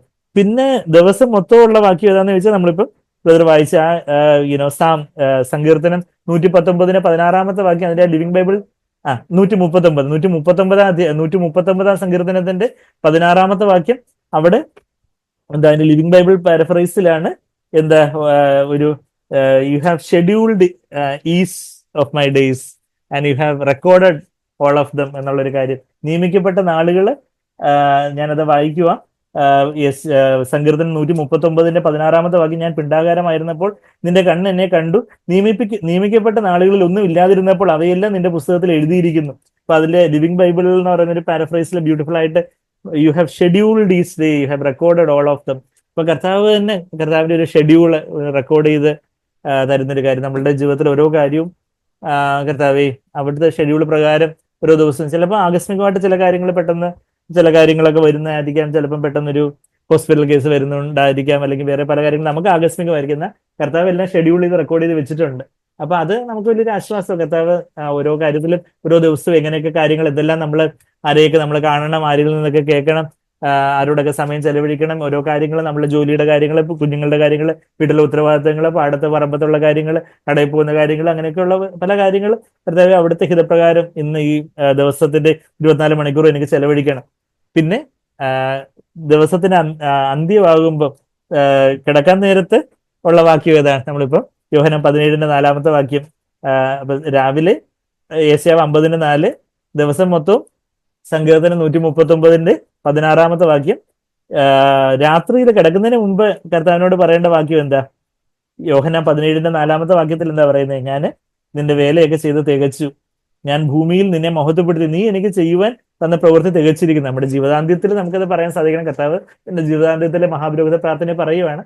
എന്നാൽ ജീവിതാന്ത്യത്തിൽ പറയാൻ സാധിക്കണമെങ്കിൽ പെട്ടെന്നൊരു നാളിൽ ജീവിതാന്ത്യം ആയാൽ പെട്ടെന്ന് പറയാൻ പറ്റത്തില്ല. ഓരോ ദിവസം പറഞ്ഞുകൊണ്ടിരിക്കുന്നവനെ അവസാനം ജീവിതാന്ത്യം ആവുമ്പോഴും ഓട്ട കൂടി തികച്ചെന്ന് പൗലോസിനെ പോലെ 2 തിമോഥെയോസ് 4-ന്റെ 6-7 വാക്യങ്ങളിൽ പറയുന്നതുപോലെ പറയാൻ പറ്റത്തുള്ളൂ. അപ്പം അതുകൊണ്ട് ഓരോ ദിവസവും നമ്മൾ തിരിഞ്ഞു നോക്കിയ കർത്താവ് ഇന്ന് അവിടുന്ന് ചെയ്യാൻ തന്നിരിക്കുന്നതൊക്കെ തികയ്ക്കാൻ പറ്റിയല്ലോ, നന്ദി കർത്താവ്. ഇനിയും ചില കാര്യങ്ങൾ ചിലപ്പോൾ നമുക്ക് വേണ്ടവണ്ണം ചെയ്യാൻ പറ്റി കാണത്തില്ല, ചില കാര്യങ്ങളിൽ വീഴ്ച പറ്റി കാണാം. അതൊക്കെ കർത്താവിനോട് ഏറ്റു പറഞ്ഞ് കർത്താവ് ഓരോ ദിവസവും കർത്താവ് ഓരോ ദിവസവും എക്സാമിൻ ചെയ്ത് ഗുഡ് ടീച്ചർമാർ ഈ ഓരോ പേജിലും ഇങ്ങനെ ടിക്ക് ചെയ്ത് ഗുഡ് അവസാനം വെരി ഗുഡ് എക്സലന്റ് എന്നൊക്കെ എഴുതുന്നതാണെങ്കിൽ കർത്താവ് ആ ഉൽപ്പത്തി പുസ്തകത്തിലെ ദിവസങ്ങളിൽ നമ്മൾ ഓരോ ദിവസവും ഗുഡ് അവസാനം വെരി ഗുഡ് എന്ന് പറയുന്ന ഒരു ടിക്ക് മാർക്കൊക്കെ നമ്മൾ അവിടെ ഉൽപ്പത്തി പുസ്തകത്തിൽ കാണുന്ന പോലെ അവസാനം ഓരോ ദിവസത്തിന്റെ അവസാനം കിടക്കുന്നതിന് മുമ്പായിട്ട് അല്പസമയം ആ ദിവസം മൊത്തം ഒന്ന് കർത്താവിന് മുമ്പാകെ കർത്താവിന് വെളിച്ചത്തിൽ ഒന്ന് കണ്ണോടിച്ച് നമ്മളെ തന്നെ ഒന്ന് പരിശോധിച്ച് വീഴ്ചകളൊക്കെ ഏറ്റുപറഞ്ഞ് അങ്ങനെ ഒരു വിശ്വാസത്തിന്റെ കാര്യം. അപ്പൊ ഞാൻ വിശ്വാസത്തിന്റെ കാര്യം പറഞ്ഞു, അവിശ്വാസിയാകാതെ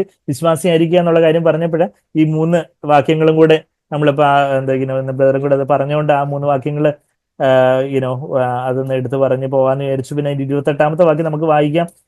നമുക്ക് തിരിച്ച് യോഹന്നാൻ 20-ലേക്ക് നമ്മളെല്ലാവരും എത്തി.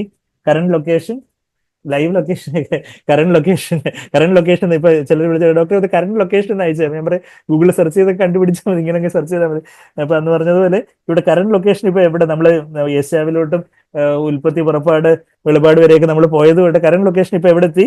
യോഹന്നാൻ 20-ാം അധ്യായത്തിന്റെ 28-ാമത്തെ വാക്യം. തോമസ് അവനോട് എന്റെ കർത്താവും എന്റെ ദൈവവുമായുള്ളവയെ. നമ്മൾ ആ വാക്യം നമ്മൾ നാരായണബാബുവിന്റെ വീട്ടിൽ നമ്മൾ കണ്ടായിരുന്നു. എന്നാലും ആ അവിശ്വാസിയാകാതെ വിശ്വാസിയായിരിക്കുക എന്നുള്ള ഒരു കാര്യം കുറച്ചുകൂടെ ഊന്നൽ കൊടുക്കണം എന്നുള്ളൊരു ആഗ്രഹം ഹൃദയത്തിൽ ഉണ്ടായിരുന്നു. ഇപ്പം നമ്മളെന്താ തോമസിന്റെ ആ ഒരു എക്സ്ക്ലമേഷൻ, എന്റെ കർത്താവും എന്റെ ദൈവവുമായുള്ളവയെ. ഒരു യഹൂദൻ വേറൊരു മനുഷ്യനെ കയറി ദൈവം ഒരിക്കലും വിളിക്കത്തില്ല. അപ്പൊ യഹൂദനായ തോമസ് ദൈവമേ എന്ന് വിളിക്കുമ്പം ഇവൻ സർവശക്തനായ ദൈവമാണെന്നുള്ള ആ ഒരു വലിയ ബോധ്യവും വെളിപ്പാടും ഒക്കെ തോമസിന് ഉണ്ടായിരുന്നതായിട്ട് നമ്മൾ കാണുന്നുണ്ട്. നമ്മുടെ യഹോവ സാക്ഷിക്കാരായിട്ടുള്ള സഹോദരങ്ങളുടെ ബൈബിളിൽ, അവർ സഹോദരങ്ങളല്ല ആത്മീയമായിട്ട്, എന്നാൽ അവരുടെ ബൈബിളിൽ ഈ വാക്യങ്ങളൊന്നും അവർ ചിലപ്പോൾ വെട്ടിക്കളഞ്ഞ് കാണുമായിരിക്കും എനിക്ക് തോന്നുന്നത്. വെച്ചാൽ അവർക്ക് ഇങ്ങനെയുള്ള വാക്യങ്ങൾ വായിക്കുന്ന ഇഷ്ടമല്ല. അവര് യേശു ദൈവമല്ലെന്നൊക്കെ പറഞ്ഞ് നടക്കുന്ന ആൾക്കാരാണ്. എന്നാൽ ഇവിടെ വ്യക്തമായിട്ട് തോമസ് യേശുവിനോട് എന്റെ കർത്താവാണ്, എന്റെ ജീവിതത്തിന്റെ കർത്താവാണ്, എന്റെ ദൈവവുമാണ് എന്നുള്ള ഒരു my lord and my God, അതൊരു വലിയൊരു എന്താ സന്തോഷാതിരേകത്തോടെ വലിയൊരു സന്തോഷം നിറഞ്ഞു കവിഞ്ഞ് ഹൃദയം നിറഞ്ഞു കവിയുന്നതുമായി സംസാരിക്കുന്നു. പറഞ്ഞതുപോലെ കർത്താവ് എനിക്ക് വേണ്ടി പ്രത്യക്ഷപ്പെട്ട് എനിക്ക് വേണ്ടി തന്റെ ചങ്കൊക്കെ പിളർന്ന് ആ ചങ്കിലേക്ക് കൈയിട്ട് നോക്കാന്, കയ്യിൽ വിരലിട്ട് നോക്കാനൊക്കെ തോമസ് അതുപോലെ ചെയ്തു എന്നൊന്നും നമ്മളവിടെ വായിക്കുന്നില്ല. പക്ഷെ എങ്കിലും തോമസ് അത് ചെയ്ത് കാണും. കർത്താവ് തന്നെ തോമസിന്റെ വിരലെടുത്ത് കർത്താവിന്റെ കരത്തിലുള്ള അണിപ്പഴുതിലേക്ക് ഇട്ട് നോക്കിച്ച് കാണും. നീ ഇനി ഒരിക്കലും അത് മറന്നു പോകാതിരിക്കാൻ തക്കവണ്ണം എന്ന് അതുപോലെ ആ ഒരു വാക്യമൊക്കെ പറഞ്ഞപ്പോഴത്തേക്കും കർത്താവിന്റെ ആ ഒരു സ്നേഹത്തിന്റെ ആധിക്യം അറിഞ്ഞ് ഒരുപക്ഷെ കർത്താവിന്റെ മറുപോട് ചാരിക്കൊണ്ടായിരിക്കും തോമസ് ഇത് പറഞ്ഞു, എന്റെ കർത്താവും എന്റെ ദൈവമായുള്ളവയെ എന്നുള്ളൊരു വാക്യം എന്നൊരു കൺഫെഷൻ, എന്നൊരു ഏറ്റുപറച്ചിൽ നമ്മുടെ ജീവിതത്തിലും ആ ഒരു വ്യക്തിപരമായിട്ട് ഞങ്ങളുടെ ദൈവവും ഞങ്ങളുടെ കർത്താവും എന്നല്ല പറഞ്ഞ് ശരിയാണ് ഞങ്ങളുടെ കർത്താവ് എന്ന് നമ്മൾ പറയണം. എന്നാൽ എന്റെ മൈ ലോഡ് മൈ ഗോഡ്, എന്റെ ദൈവമാണ്, എന്നെ സൃഷ്ടിച്ചവനാണ്, എന്റെ കർത്താവാണ്, എന്റെ ജീവിതത്തിന്റെ ലോഡ്ഷിപ്പ്, എന്റെ ജീവിതത്തിന്റെ നിയന്ത്രണം എന്റെ കരങ്ങളിലല്ല, എന്റെ കർത്താവിന്റെ കരങ്ങളിലേക്ക് ഞാൻ ഈ ഡ്രൈവിംഗ് സീറ്റ് കൊടുക്കുന്നു. ഈ കാറിന്റെ ചാവി കർത്താവെ ഇനി ഞാനിരുന്ന് ഓടിക്കത്തില്ല, ഈ വണ്ടി അവിടത്തേക്ക് ഞാൻ തരുന്നു കർത്താവെ. അവിടുന്ന് എന്റെ ജീവിതത്തിന്റെ കാറ്, ജീവിതത്തിന്റെ ബോട്ട് അവിടുന്ന് നിയന്ത്രിച്ചായിട്ട് നമ്മൾ യഥാർത്ഥത്തിലുള്ള ഒരു വീണ്ടും ജനനത്തിൽ അതാ സംഭവിക്കുന്നത്. ഇന്ന് പലരും കർത്താവെ ഇനി വാ, ഞാൻ ഏറ്റു പറഞ്ഞു, കൈപൊക്കി, അതുകൊണ്ട് ഞാൻ വീണ്ടും ജനിച്ചു എന്നൊക്കെ പറഞ്ഞ് പലരും അങ്ങ് തങ്ങളെ തന്നെ വഞ്ചിക്കാറുണ്ട്. യഥാർത്ഥത്തിലുള്ള ഒരു വീണ്ടും ജനനം ഉണ്ടാകണമെങ്കിൽ കർത്താവെ എന്റെ ഇഷ്ടം പോലെ അല്ല എന്റെ ജീവിതം വേണ്ട, അവിടുത്തെ ഇഷ്ടത്തിനായിട്ട് ഞാൻ സമർപ്പിക്കുന്നു എന്നുള്ളൊരു സമർപ്പണം, അത് അറിഞ്ഞോ അറിയാതെ ഇവിടെ വരുന്നു, അവിടെ യഥാർത്ഥത്തിലുള്ള ഒരു വീണ്ടും ജനനം നടക്കത്തുള്ളൂ. എന്ന് വെച്ചാൽ പരിശുദ്ധാത്മാവിന് നമ്മളുടെ ആത്മാവിലേക്ക് വരണമെങ്കിൽ നമ്മളുടെ സ്വന്തം ഹിതത്തിലൊരു ഒരു കീറൽ, ഒരു ചീന്തൽ ഉണ്ടായാലേ പരിശുദ്ധാത്മാവിനെ നമ്മളെ ആത്മാവിലേക്ക്, നമ്മളുടെ ജഡ ഒരു തിരശീലയായിട്ട്, ഇങ്ങനെ കട്ടിയുള്ള തിരശീലയായിട്ട് ആത്മാവ് മൃതാവസ്ഥയിൽ ഇങ്ങനെ ഇരിക്കുവാണ് ഒരു വീണ്ടും ജനിക്കാത്ത ഒരാളെ സംബന്ധിച്ചോളം. എന്നാൽ നമ്മളുടെ ആ സ്വന്തം ഹിതത്തിൽ നമ്മളുടെ ആ ചോയ്സിൽ നമ്മളുടെ തന്നെ ഒന്ന് താഴ്ത്തി കർത്താവിന്റെ ഇഷ്ടത്തിനായിട്ട് നമ്മളെ തന്നെ ഒന്ന് താഴ്ത്തുന്ന ആ ഒരു ക്ഷണത്തിൽ തന്നെ പരിശുദ്ധാത്മാവിന് ആ ഒരു നമ്മുടെ സ്വന്തം ഹിതമാകുന്ന ജഡമാകുന്ന തിരശ്ശീല ചീന്തൽ ഉണ്ടാകുമ്പോഴാണ് പരിശുദ്ധാത്മാവിന് നമ്മുടെ ഹൃദയത്തിലേക്ക് വന്ന് നമ്മുടെ ഉള്ളിൽ ജീവൻ പകരാൻ ഒക്കെയുള്ളൂ. അപ്പൊ ആ ഒരു കർത്താവ് എനിക്ക് ശരിയാണ്, നമ്മുടെ ജീവിതത്തിൽ ഒത്തിരി വീഴ്ചകൾ ഉണ്ടായിരിക്കും, താഴ്ചകൾ ഉണ്ടായിരിക്കും, നമ്മൾ ഇനി വീണു പോകുമോ, അതുപോലുള്ള പല ഡൗട്ടുകളൊക്കെ നമുക്ക് നമ്മളെ കുറിച്ച് തന്നെ കാണും. പക്ഷെ കർത്താവ് എനിക്കായിട്ട് ജീവിക്കേണ്ട, അങ്ങേക്കായിട്ട് ഞാൻ എന്നെ തന്നെ അങ്ങ് തരുന്നു, ഞാൻ എന്റെ ജീവിതത്തിന്റെ ചാവി ഞാൻ അങ്ങേക്കായിട്ട് ഏൽപ്പിച്ചു തരുന്നു എന്നുള്ള ഒരു സമർപ്പണത്തിലാണ് യഥാർത്ഥത്തിലുള്ളൊരു വീണ്ടും ജനനത്തിന്റെ ഒരു ഉറപ്പ് നമ്മളുടെ ഹൃദയത്തിൽ നമുക്ക് കിട്ടുന്നത്. അപ്പൊ അത് നമ്മൾ ചെറുപ്പക്കാരായിട്ടുള്ള കുഞ്ഞുങ്ങളെ, വളർന്നു വരുന്ന കുഞ്ഞുങ്ങളൊക്കെ നിങ്ങളുടെ ജീവിതത്തിലെ കർത്താവിനായിട്ട്, നിങ്ങളുടെ ജീവിതത്തിന്റെ ചാവി കർത്താവിനായിട്ട് കൊടുക്കുക. കർത്താവിന് എനിക്ക് എന്റെ ഇഷ്ടം പോലെ ഒന്നും വേണ്ട, ഇവിടുത്തെ ഇഷ്ടം പോലെ മതി എന്ന് പറഞ്ഞ് സമർപ്പിക്കുക. ഒരുപക്ഷെ ഒരുപാട് വർഷങ്ങൾ മുമ്പ് സമർപ്പിച്ചിട്ടുള്ളവരായിരിക്കാം നമ്മൾ ഒത്തിരി പേര്. എന്നാൽ ഇന്ന് കുറച്ചു നേരം കഴിഞ്ഞപ്പോൾ കർത്താവിന് ഡ്രൈവിംഗ് സീറ്റിൽ ഇങ്ങോട്ട് തള്ളി മാറ്റി നമ്മൾ തന്നെ സ്റ്റിയറിംഗ് വെച്ച് ഓടിച്ചുകൊണ്ടിരിക്കുമായിരിക്കും ഇന്ന് നമ്മളെ വീണ്ടും ജനിച്ചവരെന്ന് പറയുന്ന നമ്മളെ ഒത്തിരി പേര്. എന്നാൽ നമുക്ക് വീണ്ടും my Lord and my God, കർത്താവ് അവിടുന്നാണ് എൻ്റെ ദൈവം, അവിടുന്ന് എൻ്റെ കർത്താവ്, എൻ്റെ ജീവിതത്തിന്റെ കർത്താവായിട്ട് എൻ്റെ യേശുവിനെ കർത്താവെ എന്ന് വിളിക്കുന്ന ഏവനുമല്ല സ്വർഗസ്നായകന്റെ പിതാവിന്റെ ഇഷ്ടം ചെയ്യുന്നവനാണ് സ്വർഗരാജ്യത്തിൽ പ്രവേശിക്കുന്നതെന്ന് ആ കർത്താവ് മത്തായി 7-ാം അധ്യായത്തിന് 21-ാമത്തെ വാക്യത്തില് അവിടെ ഗിരിപ്രഭാഷണത്തിൽ നമ്മൾ വായിക്കുന്ന ആ സ്വർഗസ്നായ പിതാവിന്റെ ഇഷ്ടം ചെയ്യാനായിട്ട് കർത്താവിനെ വിളിക്കുകയല്ല, മറിച്ച് ആ കർത്തൃത്വം അങ്ങ് കൊടുത്ത് എന്റെ ഇഷ്ടത്തെ അങ്ങ് സമർപ്പിച്ച് പിതാവിന്റെ ഇഷ്ടത്തിന് ഏൽപ്പിച്ചു കൊടുക്കുന്നവനാണ് സ്വർഗരാജ്യത്തിൽ പ്രവേശിക്കുന്നത്.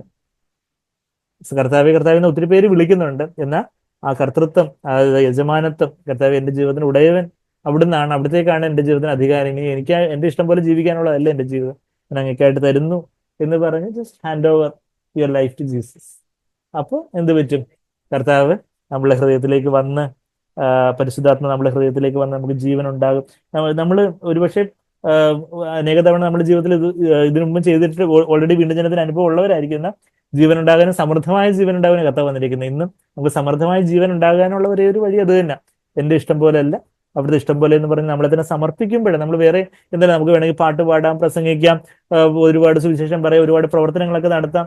എന്താ എവിടൊക്കെ നമ്മുടെ ഇഷ്ടത്തെ, ദൈവത്തിന്റെ ഇഷ്ടത്തിന് വിരുദ്ധമായിട്ടുള്ള നമ്മുടെ ഇഷ്ടത്തെ അങ്ങ് സമർപ്പിച്ച് കർത്താവിന്റെ ഇഷ്ടത്തിനായിട്ട് നമ്മൾ എവിടേക്ക് ഏൽപ്പിച്ചു കൊടുക്കുന്നു അവിടെ മാത്രമേ ജീവൻ ഉണ്ടാകത്തുള്ളൂ. എന്ന് വെച്ചാൽ എവിടെ മരണം ഉണ്ടാകുന്നു അവിടെ മാത്രമേ ജീവൻ ഉണ്ടാവുള്ളൂ. മരണം എന്ന് പറഞ്ഞാൽ എന്താ? നമ്മുടെ സ്വന്തം ഇഷ്ടത്തിന്റെ മരണം.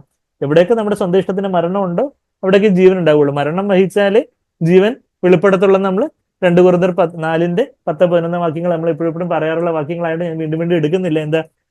കർത്താവ് മർത്തി ശരീരത്തിൽ കർത്താവിന് മരണം വഹിക്കുമ്പോഴാണ് കർത്താവിനെ ജീവൻ വെളിപ്പെടുത്തുള്ളൂ. അപ്പൊ നമ്മൾക്കും സമൃദ്ധമായ ജീവൻ, ഓരോ ദിവസവും നമ്മൾ ജീവന്റെ പുതുക്കത്തിൽ സമൃദ്ധമായ ജീവനിലേക്ക് നടന്നു കയറണമെങ്കിൽ നമ്മുടെ കർത്തൃത്വം കർത്താവിനായിട്ട് ഏൽപ്പിച്ചു കൊടുക്കണം. നമ്മളിപ്പം യോഹന്നാൻ 20-27-28 വാക്യങ്ങൾ നമ്മൾ കണ്ടു.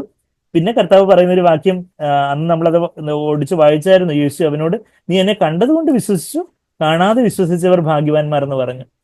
കാണാതെയുള്ള ഒരു വിശ്വാസം, നമ്മൾ പല കാര്യങ്ങളൊക്കെ കർത്താവ് ഉത്തരവ് അരുളിയതിന് ശേഷം കൊള്ളാം, കർത്താവ് കൊള്ളാമല്ലോ, അതുകൊണ്ട് ഞാനങ്ങ് വിശ്വസിച്ചേക്കാം എന്ന് പറയുന്നത് കുഴപ്പമില്ല, സെക്കൻഡ് ബെസ്റ്റ് ആണ് എന്ന് കാര്യങ്ങളുടെ ഉത്തരം കാണുന്നതിന് മുമ്പേ കർത്താവ് നടത്താൻ മതിയായവനാണെന്ന് വിശ്വസിക്കുന്ന ഒരു കാര്യം. അവിടെ പഴയ നിയമത്തില് ചെങ്കടലിന് മുമ്പേ അവർ പിറുപിറുത്തു, ചെങ്കടലിൽ ഇങ്ങോട്ട് കടന്നതിന് ശേഷം അവര് തപ്പ് കൊട്ടു, ആർത്ത്, ഡാൻസ് കളിച്ചെന്നൊക്കെ നമ്മൾ അവിടെ വായിക്കുന്നുണ്ട്.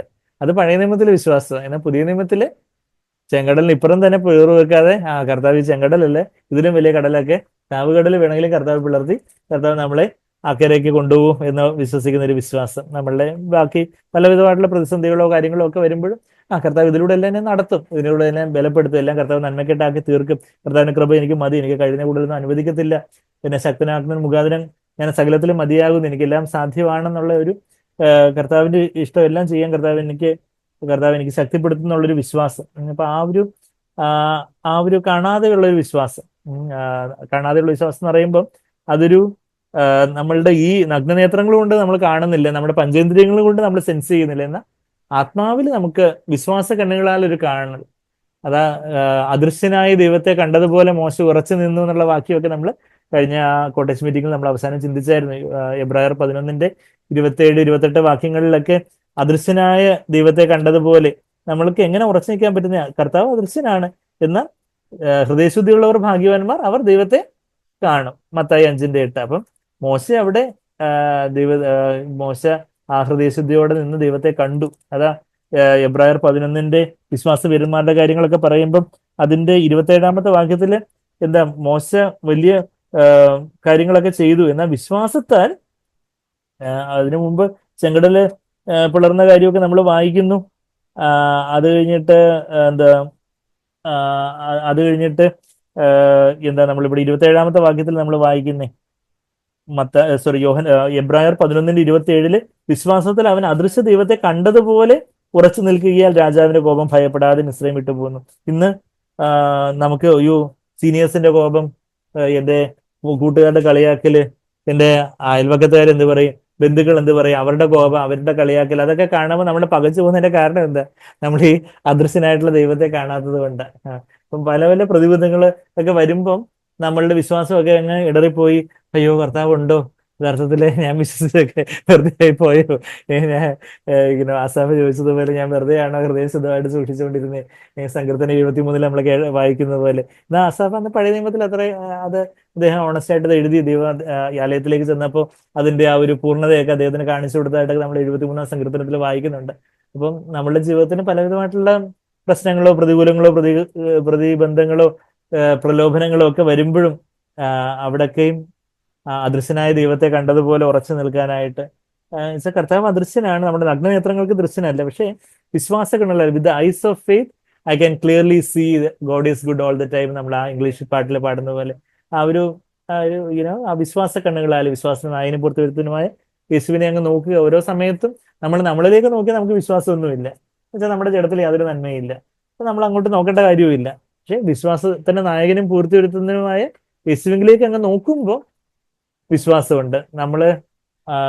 നമ്മളിപ്പം ഇങ്ങോട്ട് വരുമ്പോൾ വലിയൊരു കോൺക്രീറ്റ് പാലം ഉണ്ടെങ്കിൽ നമ്മളിലുള്ള വിശ്വാസമല്ല, ആ കോൺക്രീറ്റ് പാലം നല്ല ബലമുള്ള കാര്യമാണ്. എന്നുവെച്ചാൽ ഇപ്പൊ ഒരു വലിയൊരു നദിക്ക് കുറുകെ ഒരു എന്താ പറയുന്നത്, ഒരു മുളന്തണ്ട് ഇങ്ങനെ വെച്ചിട്ടുണ്ട് ഒരു പാലമായിട്ട്.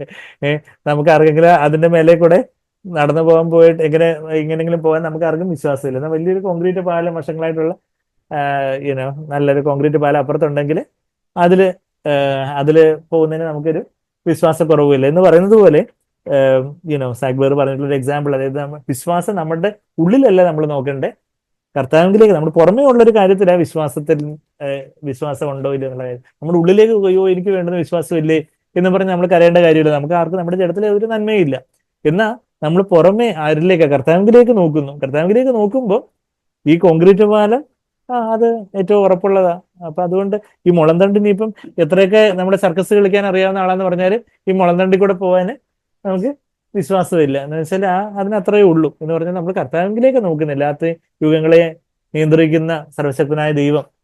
അപ്പൊ കർത്താവിലേക്ക് നോക്കുമ്പോൾ നമുക്ക് വിശ്വാസത്തോടെ കർത്താവിനെ നോക്കാനും വിശ്വസിക്കാനും ഒക്കെ, കാണാതെ വിശ്വസിക്കുവാനും, നമ്മളുടെ പല പലതരത്തിലുള്ള ജീവിത സാഹചര്യങ്ങളിലൊക്കെ കാണാതെ കർത്താവിനെ വിശ്വസിക്കാൻ തക്കവണ്ണം. ശരിയാണ്, കർത്താവ് നമ്മളുടെ ഉത്സാഹത്തിനായിട്ട് ചിലപ്പം ചിലർക്ക് ചില ദർശനങ്ങളോ അതുപോലെയൊക്കെയുള്ള ചില അനുഭവങ്ങളോ ഒക്കെ കൊടുത്തുന്നിരിക്കാം. അതൊക്കെ നല്ല കാര്യങ്ങൾ തന്നെ. എന്നാൽ അതൊന്നും ഇല്ലാതെ തന്നെ കർത്താവിനെ നമുക്ക് വിശ്വസിക്കുവാൻ പറ്റുന്നുണ്ടെങ്കിൽ ദർശനങ്ങളിലൂടെയൊക്കെ പലരോടും ഞാൻ സംസാരിക്കുന്നു. എന്നാൽ മോശയോട് അങ്ങനെ ഞാൻ നേരിട്ട് സംസാരിക്കുന്നു എന്നാ എവിടെ സംഖ്യാപുസ്തകം 12-ാം അധ്യായത്തിൽ നമ്മൾ അങ്ങനെ ഒരു വാക്യം വായിക്കുന്നുണ്ട്. അതെ അതെ, സംഖ്യാപുസ്തകം 12-ാം അധ്യായത്തിലേക്ക് നമ്മളൊന്ന് പോവുകയാണെങ്കിൽ അതെ അതെ, അതിന്റെ അതിന്റെ സംഖ്യാപുസ്തകം 12-ാം അധ്യായത്തിന്റെ അതിന്റെ 6-ാമത്തെ വാക്യം ഇങ്ങനെ, പിന്നെ അവൻ അരുളി ചെയ്തത് എന്റെ വചനങ്ങളെ കേൾക്കുവിൻ. നിങ്ങളുടെ ഇടയിൽ ഒരു പ്രവാചകൻ ഉണ്ടെങ്കിൽ യഹോവയായ ഞാൻ അവന് ദർശനത്തിൽ എന്നെ വെളിപ്പെടുത്തുകയും സ്വപ്നത്തിൽ അവനോട് അരുളി ചെയ്യുകയും ചെയ്യും. ദർശനങ്ങളും സ്വപ്നത്തിലും ഒക്കെ ഒരു പ്രവാചകനോട് സംസാരിക്കും. എന്റെ ദാസനായ മോശയോ അങ്ങനെ അല്ല, അവൻ എന്റെ ഗൃഹത്തിൽ ഒക്കെയും വിശ്വസ്തനാകുന്നു. അവനോട് ഞാൻ അരുളി ചെയ്യുന്നത് മറപൊരുളായിട്ടല്ല, അഭിമുഖമായും സ്പഷ്ടമായും അത്രയും. അവൻ യഹോവയുടെ രൂപം കാണുകയും ചെയ്യും. അങ്ങനെ ഇരിക്കും. അപ്പൊ ആ ഒരു ദർശനവും അതൊക്കെ ഇന്ന് ഒത്തിരി പേര് പറയുന്ന ദർശനങ്ങളൊക്കെ ഓരോരുത്തരുടെ ഇമാജിനേഷനൊക്കെ ദർശനമായിട്ടൊക്കെ കരുതി പറയുന്ന ആൾക്കാരൊക്കെ ഉണ്ട്. പിന്നെ യഥാർത്ഥത്തിലുള്ള ദർശനങ്ങളും എന്റെ ജീവിതത്തിന് ഞാൻ ചുരുക്കം അങ്ങനെ 3-4 പ്രാവശ്യമൊക്കെ ഉള്ള ചില അനുഭവങ്ങളെ കുറിച്ചൊക്കെ നിങ്ങളോട് പറഞ്ഞിട്ടുണ്ട്. അത് ദൈവത്തിന്റെ ഒരു കരുണയിൽ, ദൈവത്തിന്റെ നമ്മളുടെ ആ ഒരു അവസ്ഥയിൽ ദൈവം ഒരു ബ്രേക്ക് ത്രൂ ആയിട്ടൊക്കെ ചില കാര്യങ്ങളിലൊക്കെ അങ്ങനെ ചെയ്യുന്ന കാര്യങ്ങൾ നല്ലത് തന്നെ. എന്നാൽ ആ ആ ദർശനങ്ങളും സ്വപ്നങ്ങളിലും ഒക്കെ കാണുന്ന സൂപ്പർ നാച്ചുറൽ കാര്യങ്ങളെക്കാട്ടിൽ ഉപരിയായിട്ടുള്ള ഒരു എല്ലാ ദിവസവും ഇങ്ങനെ ദർശനം സ്വപ്നം കൊണ്ട് നടക്കാനല്ല, മറിച്ച് വിശ്വാസത്താൽ, കാഴ്ചയാലല്ല വിശ്വാസത്താൽ അത്രയും നാം നടക്കുന്നതെന്ന് 2 Corinthians 5:7 വാക്യത്തിൽ നമ്മൾ വായിക്കുന്നുണ്ട്. 2 Corinthians 5:7 വാക്യത്തിൽ we walk by faith not by sight. നമ്മൾ കാഴ്ചയാലെ അല്ല വിശ്വാസത്താലെയാം നമ്മൾ നടക്കുന്ന. സിയോൻ സഞ്ചാരി ഞാൻ കാഴ്ചയാലെ അല്ല വിശ്വാസത്താലെയാ എന്നൊക്കെ നമ്മൾ പാട്ടിൽ പാടുന്ന അവിടെ 2 Corinthians 5:7 വാക്യം. അപ്പം നമ്മുടെ ജീവിതത്തിൽ ശരിയാണ്, ചില അവസരങ്ങളിൽ ദൈവത്തിൻ്റെതായ ചില സൂപ്പർ നാച്ചുറൽ ആയിട്ടുള്ള ചില ഇടപെടലൊക്കെ നമ്മളുടെ വിശ്വാസത്തെ ഒന്ന് ബലപ്പെടുത്താനായിട്ടും നമ്മളിന്ന് ഉത്സാഹിപ്പിക്കാനായിട്ടൊക്കെ ദൈവം ചെയ്യും. ദൈവത്തിൻ്റെതായ ചില കാര്യങ്ങൾ ഒരു ഒരു ഉറപ്പിനായിട്ടും ചില കാര്യങ്ങൾ അറ്റസ്റ്റ് ചെയ്യാനൊക്കെ ദൈവം അങ്ങനെ ചെയ്യും. ദൈവം അന്ത്യകാലത്ത് ആത്മാവിനെ പകരും യൗവനക്കാരും വയസ്സ് ചെല്ലുന്നവരൊക്കെ സ്വപ്നങ്ങളെയും ദർശനങ്ങളെയൊക്കെ കാണുന്നൊക്കെ അപ്പോസ്തലർ 2:17-18 വാക്യങ്ങളിലൊക്കെ നമ്മൾ കാണുന്നുണ്ട്. എന്നാൽ എല്ലാ ദിവസവും സ്വപ്നവും ദർശനവും ഉണ്ടെങ്കിൽ ഞാൻ ഇനിയിപ്പം ഇന്ന് ഞാൻ മാർക്കറ്റിൽ പോകണമെങ്കിൽ, ഇന്ന് ഞാൻ ഓഫീസിൽ പോകണമെങ്കിൽ ദൈവം എനിക്ക് ദർശനം തരണം എന്ന് പറഞ്ഞുകൊണ്ടിരുന്നാൽ അവിടെ തന്നെ ഇരിക്കത്തേ ഉള്ളൂ. അല്ലെങ്കിൽ അതുപോലെ ചില മേജറായിട്ടുള്ള ചില സാഹചര്യങ്ങളിൽ, മേജറായിട്ടുള്ള ചില ഡിസിഷൻസ് എടുക്കേണ്ട ആയിട്ടുള്ള ചില കാര്യങ്ങളിലൊക്കെ ദൈവം നമ്മൾക്ക് അതിൻ്റെ ഒരു ഉറപ്പിനായിട്ടൊക്കെ ദൈവം അതുപോലെ സൂപ്പർ നാച്ചുറൽ ആയിട്ടൊക്കെ നമ്മളോട് പെരുമാറാൻ കർത്താവ് മതിയായവനാണ്. നല്ല കാര്യം, അത് ദൈവം ചെയ്യും. പക്ഷേ ദൈനംദിനമായിട്ടുള്ള നമ്മുടെ ജീവിതത്തിൽ ആ ഒരു നമ്മൾ കാണുന്നില്ല, എന്നാൽ കർത്താവ് നമ്മുടെ കൂടെ ഉണ്ടെന്നുള്ള ഒരു കാര്യം. ഇന്ന് നമ്മളിപ്പോ ഇവിടെ ആയിരിക്കുമ്പം യേശു കർത്താവ് നമ്മുടെ മധ്യത്തിലുണ്ടെന്നുള്ള കാര്യം എനിക്ക് 100% ഉറപ്പാ. ഐ ബിലീവ്, എന്റെ വിശ്വാസം നിങ്ങൾക്ക് എല്ലാവർക്കും തന്നെ അതിന് ഉറപ്പുണ്ടെന്നുള്ളൊരു കാര്യമാണ് എന്റെ വിശ്വാസം. നമ്മൾ കാണുന്നില്ല, എന്നാൽ നമ്മുടെ അനുഭവം, നമുക്കിപ്പം കാറ്റ് ഇവിടെ വന്നടിക്കുന്നുണ്ട്, ഫാൻ കാണുന്നുണ്ട്, എന്നാൽ കാറ്റ് നമ്മൾ അനുഭവിക്കുന്നേ ഉള്ളൂ എന്ന് പറയുന്നത് പോലെ യേശുവിനെ നമ്മൾ ഈ നഗ്നേത്രങ്ങൾ കൊണ്ട് കാണുന്നില്ല. പക്ഷെ യേശു കർത്താവ് എവിടെ ഉണ്ട്? ഇവിടെ കർത്താവ് ഉണ്ട്. കർത്താവ് നമ്മളോട് സംസാരിക്കാൻ ആഗ്രഹിക്കുന്ന ഒരു കർത്താവ്. അപ്പൊ അതാ നമ്മളിവിടെ വായിക്കുന്നത്. കാണാതെ വിശ്വസിക്കുന്നവർ ഭാഗ്യവാൻ എന്നുള്ളൊരു കാര്യം നമ്മളിവിടെ വായിക്കുന്നത്. അതിന്റെ 30-ാമത്തെ വാക്യം ഇങ്ങനെ നമ്മൾ വായിക്കുന്നത്, ഈ പുസ്തകത്തിൽ എഴുതിയിരിക്കുന്നതല്ലാതെ. അപ്പം ഈ തോമസിനോടും ഒക്കെ പ്രത്യക്ഷപ്പെട്ട് ഇതുപോലെ പുനരുദ്ധാനവും ചെയ്ത് ഒത്തിരി അത്ഭുതങ്ങളൊക്കെ ചെയ്തു. ഈ പുസ്തകത്തിൽ എഴുതിയിരിക്കുന്നത് അല്ലാതെ മറ്റനേകം അടയാളങ്ങളും യേശു തന്നെ ശിഷ്യന്മാർ കാണുക ചെയ്തു.